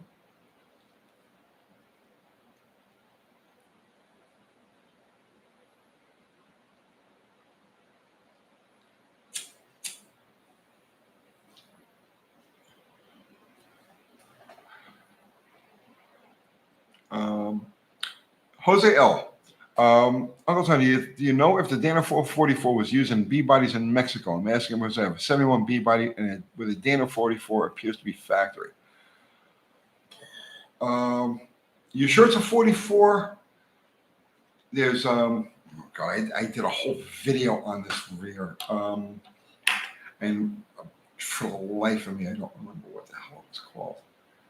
They used it in C-body 4-speed applications. It had a weird, it was like a 9.25 or something weird. Yeah. Yeah, it is, but it's a Dana rear, but I don't remember the number on it.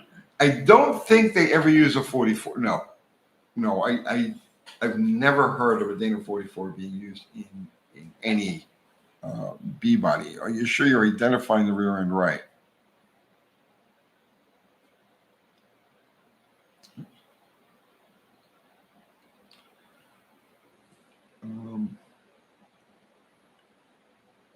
Jersey Shore Weld Tech.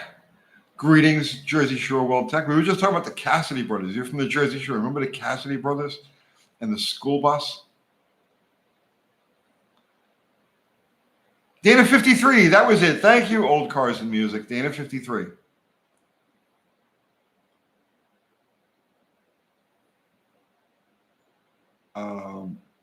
Eric Swenson. Tony, have you ever worked on any medium or heavy Dodge trucks from the 70s? As a regular mechanic, yeah. I mean, stuff was always, that's one of those things. I just worked on countless regular vehicles. Nothing stands out in my mind, but yes, I've worked on them. How are you guys doing?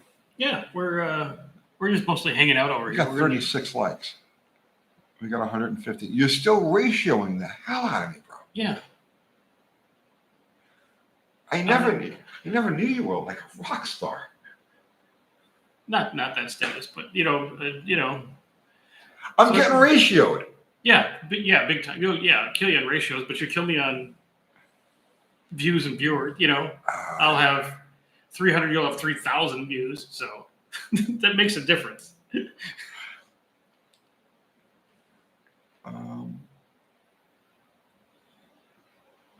Richard Lane, you talked about lower control and bushings about a week ago. Did I? Yeah. Does the same apply to FJM with the torsion bars go to? Yeah, it's the same essential setup, but I haven't done anything on lower control and bushings in a couple of years now. All right, I haven't talked to you for a minute. I'll be right back. What happened to? He's You're jumping ship. I don't know where he's going. Yeah. Oh, let's go to the little boys' room. He's going to make himself pretty for us. Let's see. How are you guys doing over there on his channel?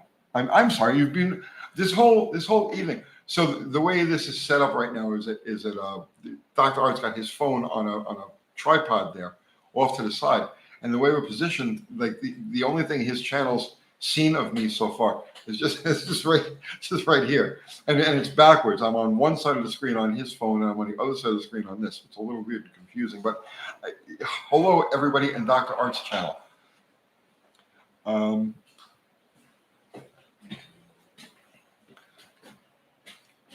Dances with Empties. When did they discontinue the 361 cubic inch engine? That was available. That was a truck and industrial engine right up until the end of big block production, and it wasn't even 1978. It was 1979 for those motors. So it wasn't available in cars or regular production trucks anymore in 78 after 78.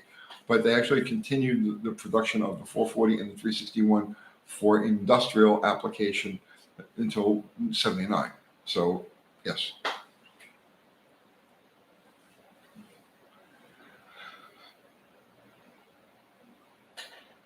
Anthony Barber says he's on both feeds. So Look at him go. yeah, he's a star. Let's see.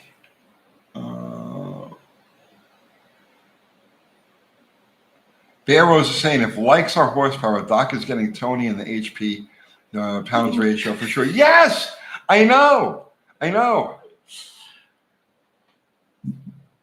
But you're clicking up. I mean, maybe you'll get yourself up But I like to A the- status. But it's only cool when I'm the underdog. Oh, you like being the underdog? I live to be the underdog. You kidding me? I underplay everything in my life. I deliberately make myself the underdog all the time because it's the only way I enjoy doing things. Mm-hmm.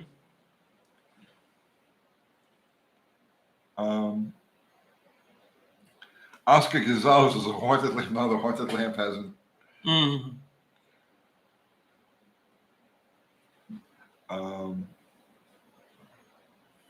So how is life in the backyard, automobile free? And It's nice. I like it. It's the first time in my life I've had a lounge backyard. And when I was in New York, it was like a motorcycle wrecking yard back there, and then I moved here, and it was cars everywhere, and then I went to the business of cars. So this is the first time in my life in 30 years. you walk out with your coffee and it's just dogs and grass. Yeah, it's crazy. I like it. I really like it.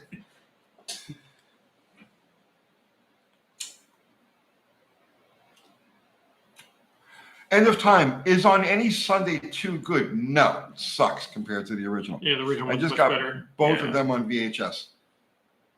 The original is just awesome. It was just a perfect film. And the second one just It's just like any other second film. right. Yeah.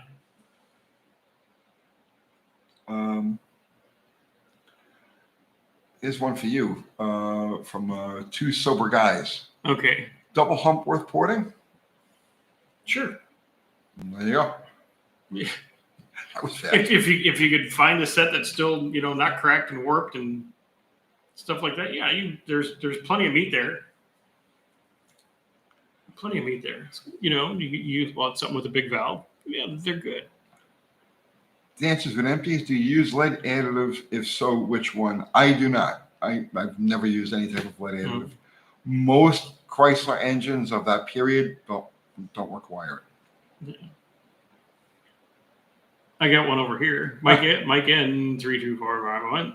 Do you believe that rockets do work in the vacuum of space? Also, you can explain to UT how conservation of momentum works so that he knows that rockets in space aren't fake news. Okay, so this is a big discussion that we had. Okay.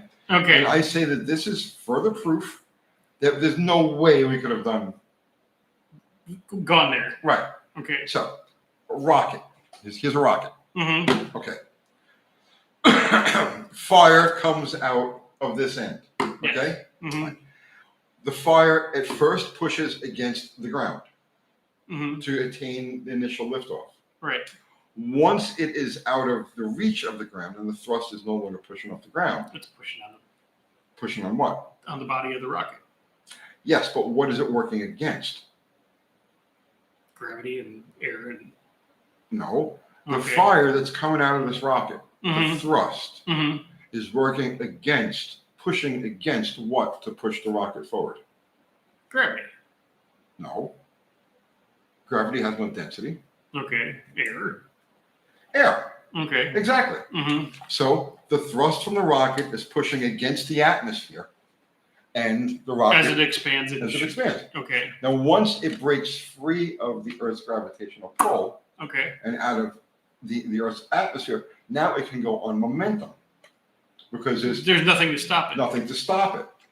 Okay, and I can conceivably see if you got this thing up to enough mile an hour that you would be able to go all the way to the moon based on that initial. Right. Right. Yeah. Like a resistance in Yes. space. Now you're there, and Okay. you've got to get back here. Mm-hmm. So if there's no atmosphere, if there's no air, what is the rocket going to push against to accelerate fast enough to make the trip home? Nah. Mm-hmm. Well, I mean, as Recoil does not drive the rocket. as the thrust comes out, it's pushing the rocket, Yes. regardless if that's the same how jet engines work. It's not pushing the air out; it's shoving the engine forward, and it's attached to the airplane. It's pulling, the jet engine is pulling against the air. Mm-hmm. So it has something that's pulling against. If there was no air, Well, it wouldn't run because it's a jet, but it has no way. That's besides the point. It has Mhm. no way to. If you were to make the jet run without air, Mhm. you pump oxygen into it. If you were in a vacuum where there's no atmosphere, it would there would be just nothing for it to pull against. And the same thing with a rocket. If you took the atmosphere away from the rocket, there's nothing to have it accelerate. That's it. It's done. It can't move forward. So how did they get from the moon to here without atmosphere to push against? ask the guy who gave the astronauts Tang. If Zero is saying it doesn't use rockets to leave the moon. Okay, what does it use? And what does it use, and where does it store the fuel in that little thing? That's enough to get it. Even if the atmosphere is 1/6, you're still okay. You still need 1/6 of the fuel it would take to get off of Earth, which is, the weight would be incredible. The rocket's own combustion. No, the combustion has to work against something, right? For every action, there's an equal and opposite reaction.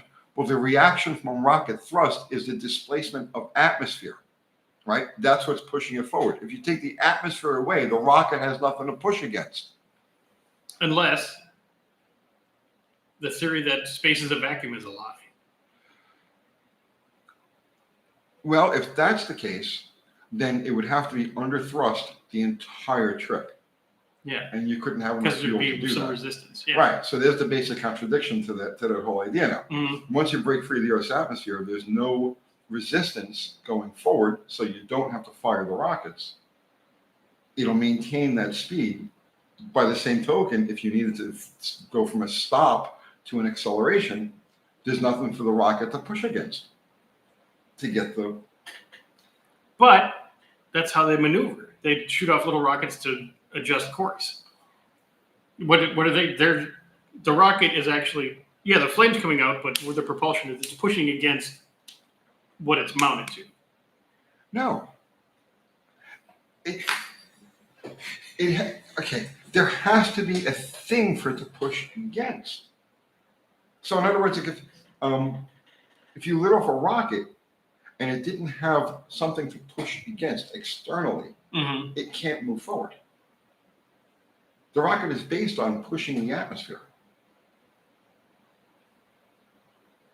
The thrust has to be powerful enough to turn the air around it, behind it, into a semi-solid. So it has, that's like saying, okay, if I'm suspended off the ground Mm-hmm. and I make a jumping motion, will I go higher? No. Right, of course not, because I'm using the ground as my... So the same would hold true for a rocket. If the rocket doesn't have anything to push against, then it can't accelerate. Is what I'm saying make sense?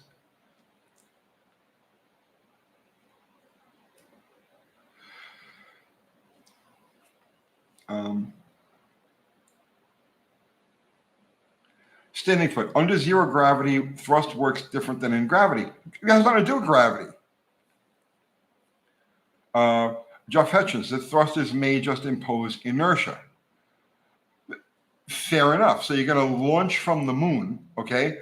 Which means that you've got to achieve like 1,000 miles an hour on the initial hit.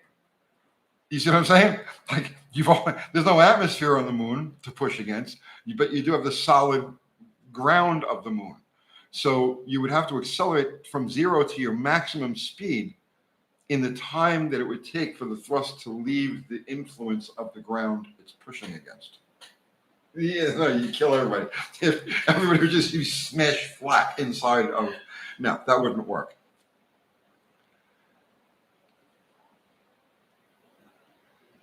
Oliver is saying thrust works against what is thrusting, not against anything else. You guys really don't understand how a freaking rocket works, do you? ZZZ002 is saying, no, it doesn't need to push on anything. The speed of the exhaust is reacted by the rocket in the opposite direction. No, it doesn't work like that.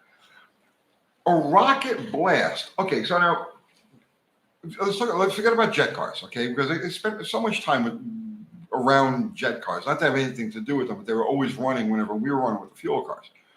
Slam and Sammy Miller, the rocket car, right? So Sammy was a local guy. He was actually a rocket scientist, okay? When Sammy's car would run, they would have to clear everything from behind the starting line. They had to take the Christmas tree out. They had to take whatever timing equipment was on the track out, okay? Because the thrust from that thing would blow the tree out of the ground, anything that was behind the track, debris. It was crazy watching this thing run. If you never saw a hydrogen peroxide rocket run, you have no idea. But the very fact that they have to clear all of the stuff away from the back of it tells you that that thrust is pushing against anything it could get. And in the case of a rocket leaving the atmosphere or in the atmosphere, it's pushing against the mass of the atmosphere, the oxygen and all of the other things that are in the atmosphere. Once you have no more atmosphere, the rocket the thrust no longer has anything to push against. So it's just a flame that's going to come out of the back of the rocket.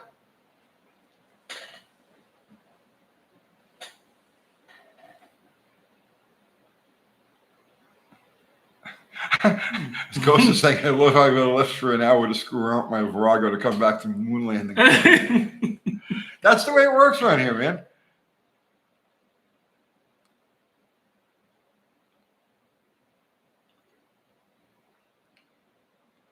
Alan Childreth, taking off from the moon is easier, no air resistance, 1/6 of gravity.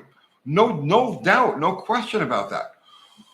But there's also no atmosphere. So the rocket leaving the moon would have to achieve its maximum speed almost instantaneously. Or it would just take, so if the rocket blasts off from the moon, okay, and let's say it has a 1/6 of the Earth's gravity, or whatever it happens to be, so it only takes 1/6 the rocket to leave the ground. Well, that's great. But once you're past there, the acceleration stops. So you would have to reach maximum speed on the initial hit. So whatever the maximum speed of this thing is, that's what you got to attain immediately. And that would get you across to where you run into our atmosphere in our gravity pull.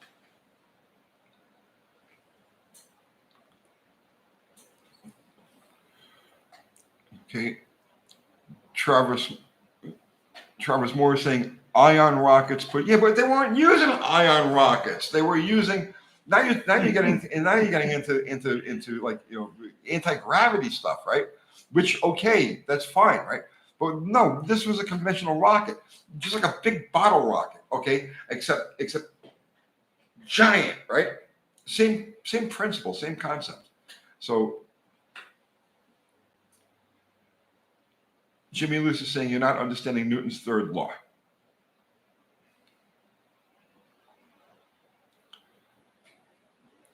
And Fubar put up building to our march. Okay. Judge Fett, what would the maximum speed be? Didn't it take a few days? Yeah, it takes a few days to go 256,000 miles. I think that's the distance, right? Yeah, roughly. Yeah. Yeah. So if they're cranking along at 1,000 miles an hour, it would take them 250 hours to get home. That's a lot. So 10 days.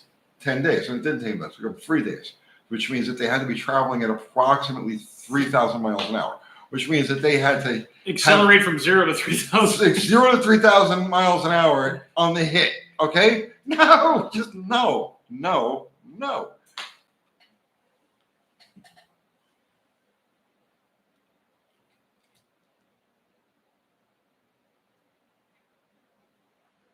Major weakness. The force on the exhaust, pushing it backwards, is exactly equal and opposite to the... I understand that. The force of the exhaust pushing it backwards is exactly equal opposite to the force on the rocket going forward. Pushing against there actually confuses the issue. No, it doesn't confuse the issue. The word is thrust. Rockets use thrust. That's the force that's coming out of the back of the rocket. It has to push against something for it to go forward. Using the example, if you're suspended in the air, okay? If I take you and I suspend you from a string in the air and I tell you jump as high as you can, how high can you jump? You can't. You can make all of the jumping motions you want, but you'll never move forward. Does that make any sense? Because you need something, in this case, the ground, to push against.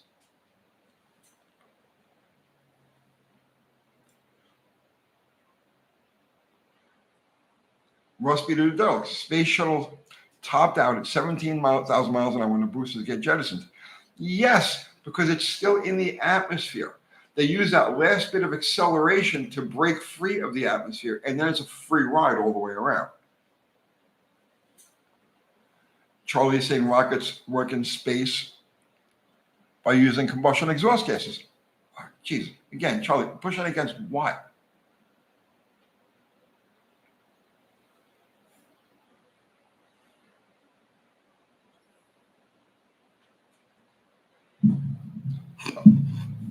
Am I punking you? No, I'm dead serious.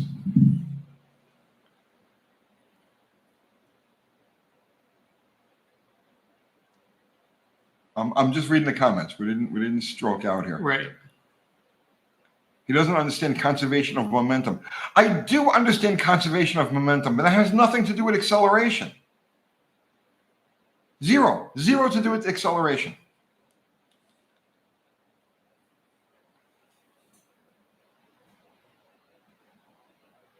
Zero saying stored energy. If one was holding an oxygen bottle in zero gravity, you think you wouldn't move if you open the valve? No, you wouldn't. It would come out. The pressure is greater. It actually would probably come out with more gusto than if it wasn't in zero gravity because there's no resistance. No, you wouldn't move at all because it's pushing against nothing. It's just going to come out. What does a piston push against? The combustion chamber. And the combustion chamber includes the head of the piston. The two fixed areas. The expanding gases pushes against those two fixed areas.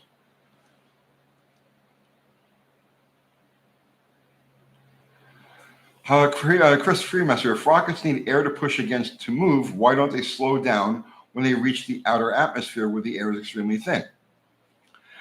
As they go further out and the atmosphere gets thinner, they increase the amount of thrust and reduce the weight by jettisoning sections of the rocket. And the resistance is less.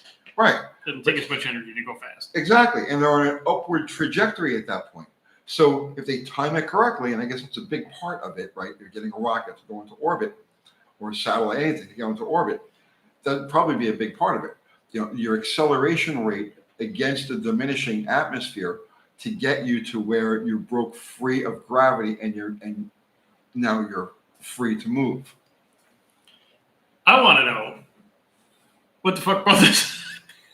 Where did this come? Where did this whole rock? Is this something from years ago that I missed? Or wow, it's been an ongoing thing. Okay. 80 Cobra Guy. If you lit a stick of dynamite in space or a shotgun. Right. What he said? What if you lit a stick of dynamite in space or a shotgun? Well, you couldn't light a stick of dynamite because there's no air to light the fuse. Right, but if in theory you were able to explode a stick of dynamite, you would get the fire, but there would be no. Actually, you'd get a much bigger expulsion of the fire because there's no resistance against it. But it wouldn't really be fire; it would just come out as force. It would create a wave. It would be a sound wave if you would explode it like something like a dynamite in space.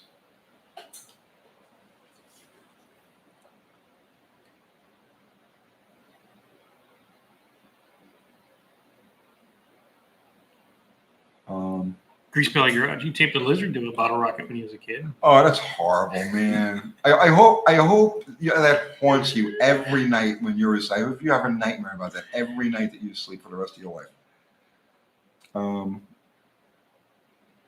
Zero. I'm watching this very live stream due to its ability to navigate in space, so it has to be possible.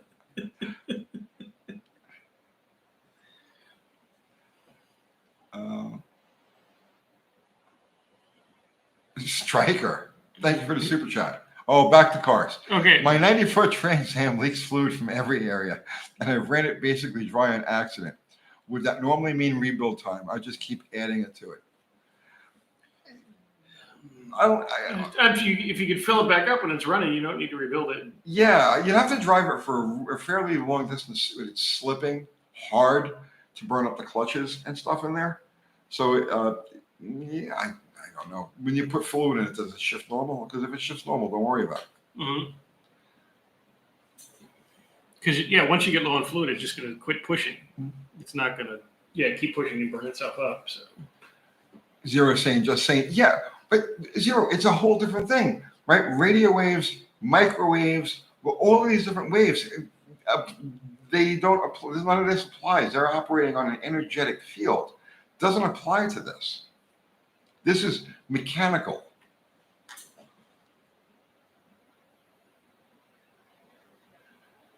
Jimmy Luce, what do you think would happen if you fired a shotgun in space? No recoil? Probably not.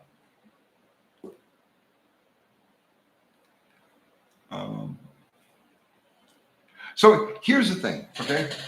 Okay. All right. So then this is interesting.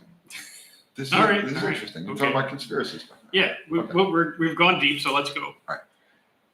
Years and years ago, before the internet, right? Okay. If you looked up how a rocket worked, like if you find an old physics book, right, from let's say the 70s or the 80s, and you say, well, how does a rocket work? It'll give you this black and white explanation that the gases coming out work against the atmosphere, and that's what pushes the rocket forward. Okay. Okay. But today, if you do an internet search on that very same thing, you won't find anything like that. You'll find all sorts of double talk, triple talk, and sideways talk about how rockets work, all different answers, but not a single one of them pushing against the atmosphere.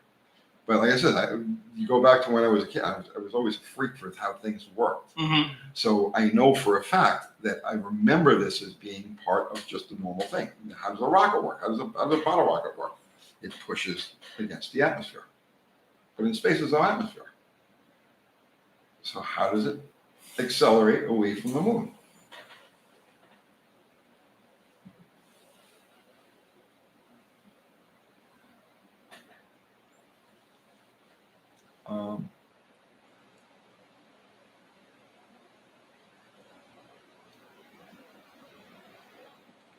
Jeff Hutchins saying Russia fired guns in space. They kicked.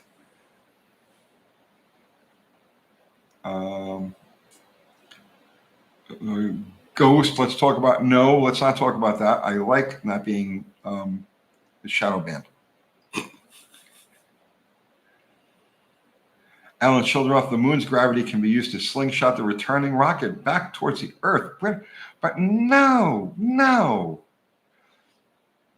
My education was not faulty. Go find an older science or physics and you tell me what it says.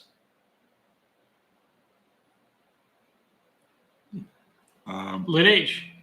How does the flagpole stick in the ground in the moon? Wouldn't it just float away? Well, no, because it's not on the moon. It's in the studio.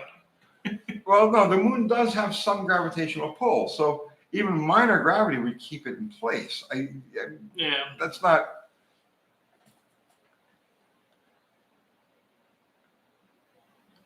But then there was the other thing too. Okay. Where they just go, and it's. Well, I mean, just common sense now, right? Look at the pictures of the thing on the moon, that aluminum foil thing that they got on the moon. Okay. Right. Look at the pictures of it. Look at the footprints of the astronauts when they hit the moon. The big dust. Yes. Yeah. How did this rocket descend without completely whiting out, creating a crater all the way around it? Well, and that's the thing. For those, have you ever lived in the desert? Since the moon has no atmosphere, it's no water, right? And it's a rock. How the fuck did they put a flag in the ground? Well, that too. Yes, it's just powder. There's nothing. Well, it's okay. Even if the top is powder, which is bullshit, right? It's harder than this table with no water. It's rock. It's not. You ever tried to dig a hole in the desert without putting water on it? I can't say I have. Yeah, that's the same thing. You got dirt with no water. It's solid. So standing for the saying there's no dust on the moon, then explain the footprints. Right.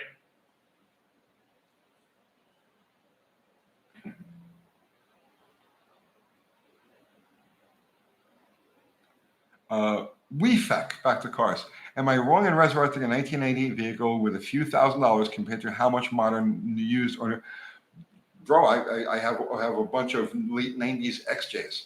I'm a fleet guy. I like to have many of the same. It's just me. I've always been that way. So yeah, that's what I'm doing. One of my favorite cars of all time was my '98 Cobra. So yeah, and they're still pretty simple at that year.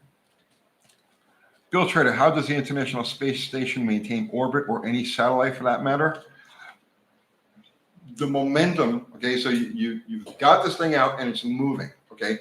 Basically, the centrifugal force of it going around so its speed has to overcome the amount of gravity that would be being pulled. And by the time you get into the outer atmosphere, there is no real gravitational pull, so to speak.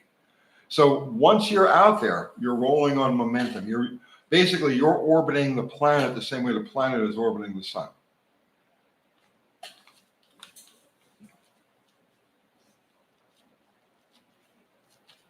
WeFec. Oh, please do not be a flat earther.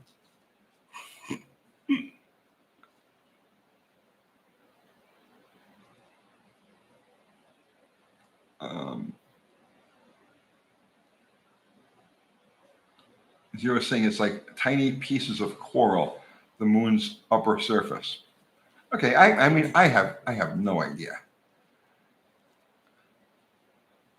WeFac, your wife has other ideas. She's wrong. Your wife is wrong. Tell her I said so.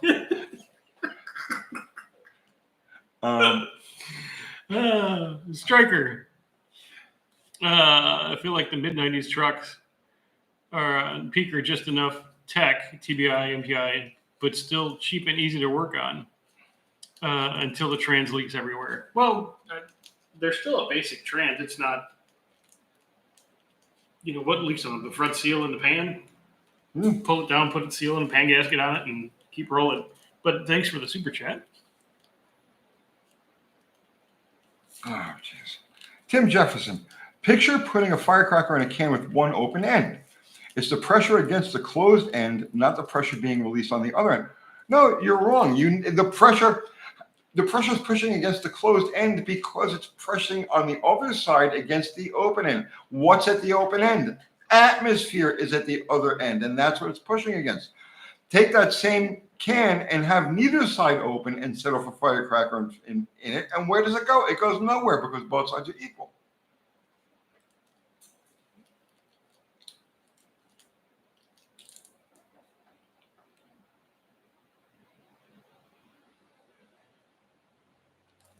I am not trolling anybody. No, he's very serious. But look what we've done. Oh my God, we're over 2 hours. Yes. All right. We have to stop the stimulating conversation right now. We have puppies to get back home to. Yeah. Okay.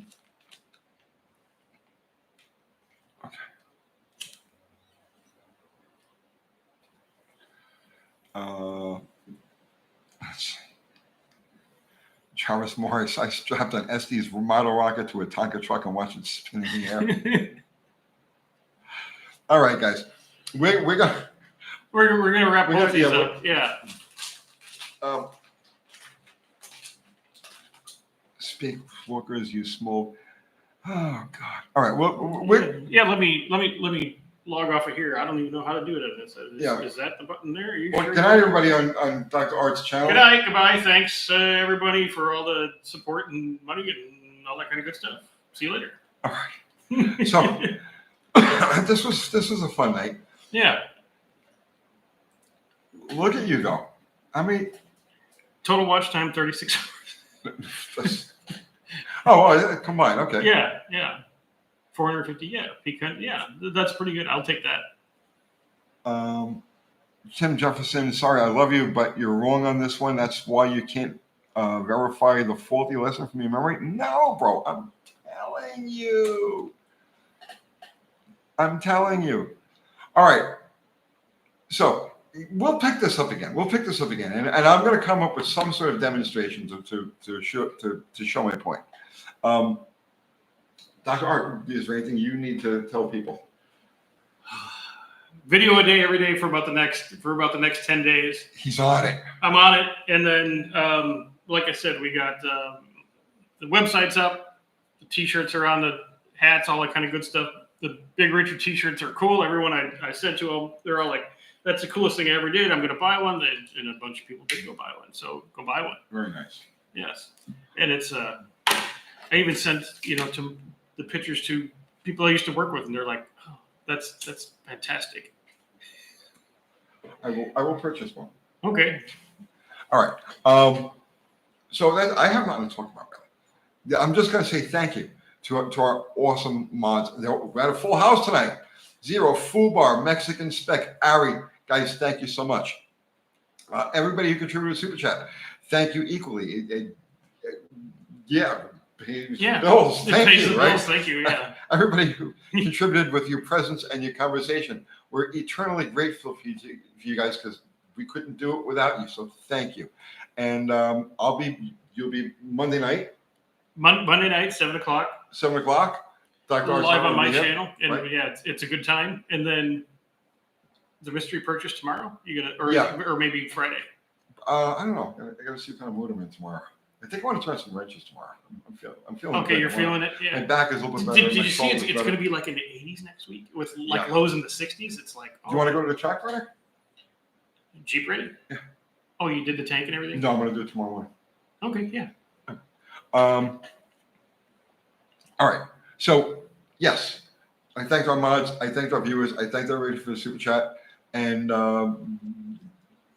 he's dropping a lot of content. He's got to please our reptilian overlords. Yeah, at Google. they're So- not happy with me after this last month, so I Yes. have to do all the appeasement, and basically it's like sacrificing a goat. You just have to put up videos every You day. just got to do it. All right. And I'm out of here. I'll see you guys on Sunday night for a regular thing. And I'll come up with some sort of demonstration. Between now and then, I'll come up with some sort of demonstration for you, Olive. All right. Good night, everybody. How do I stop this? How you go Oh, down right there? Okay. Yeah. End stream. There. End. Bye.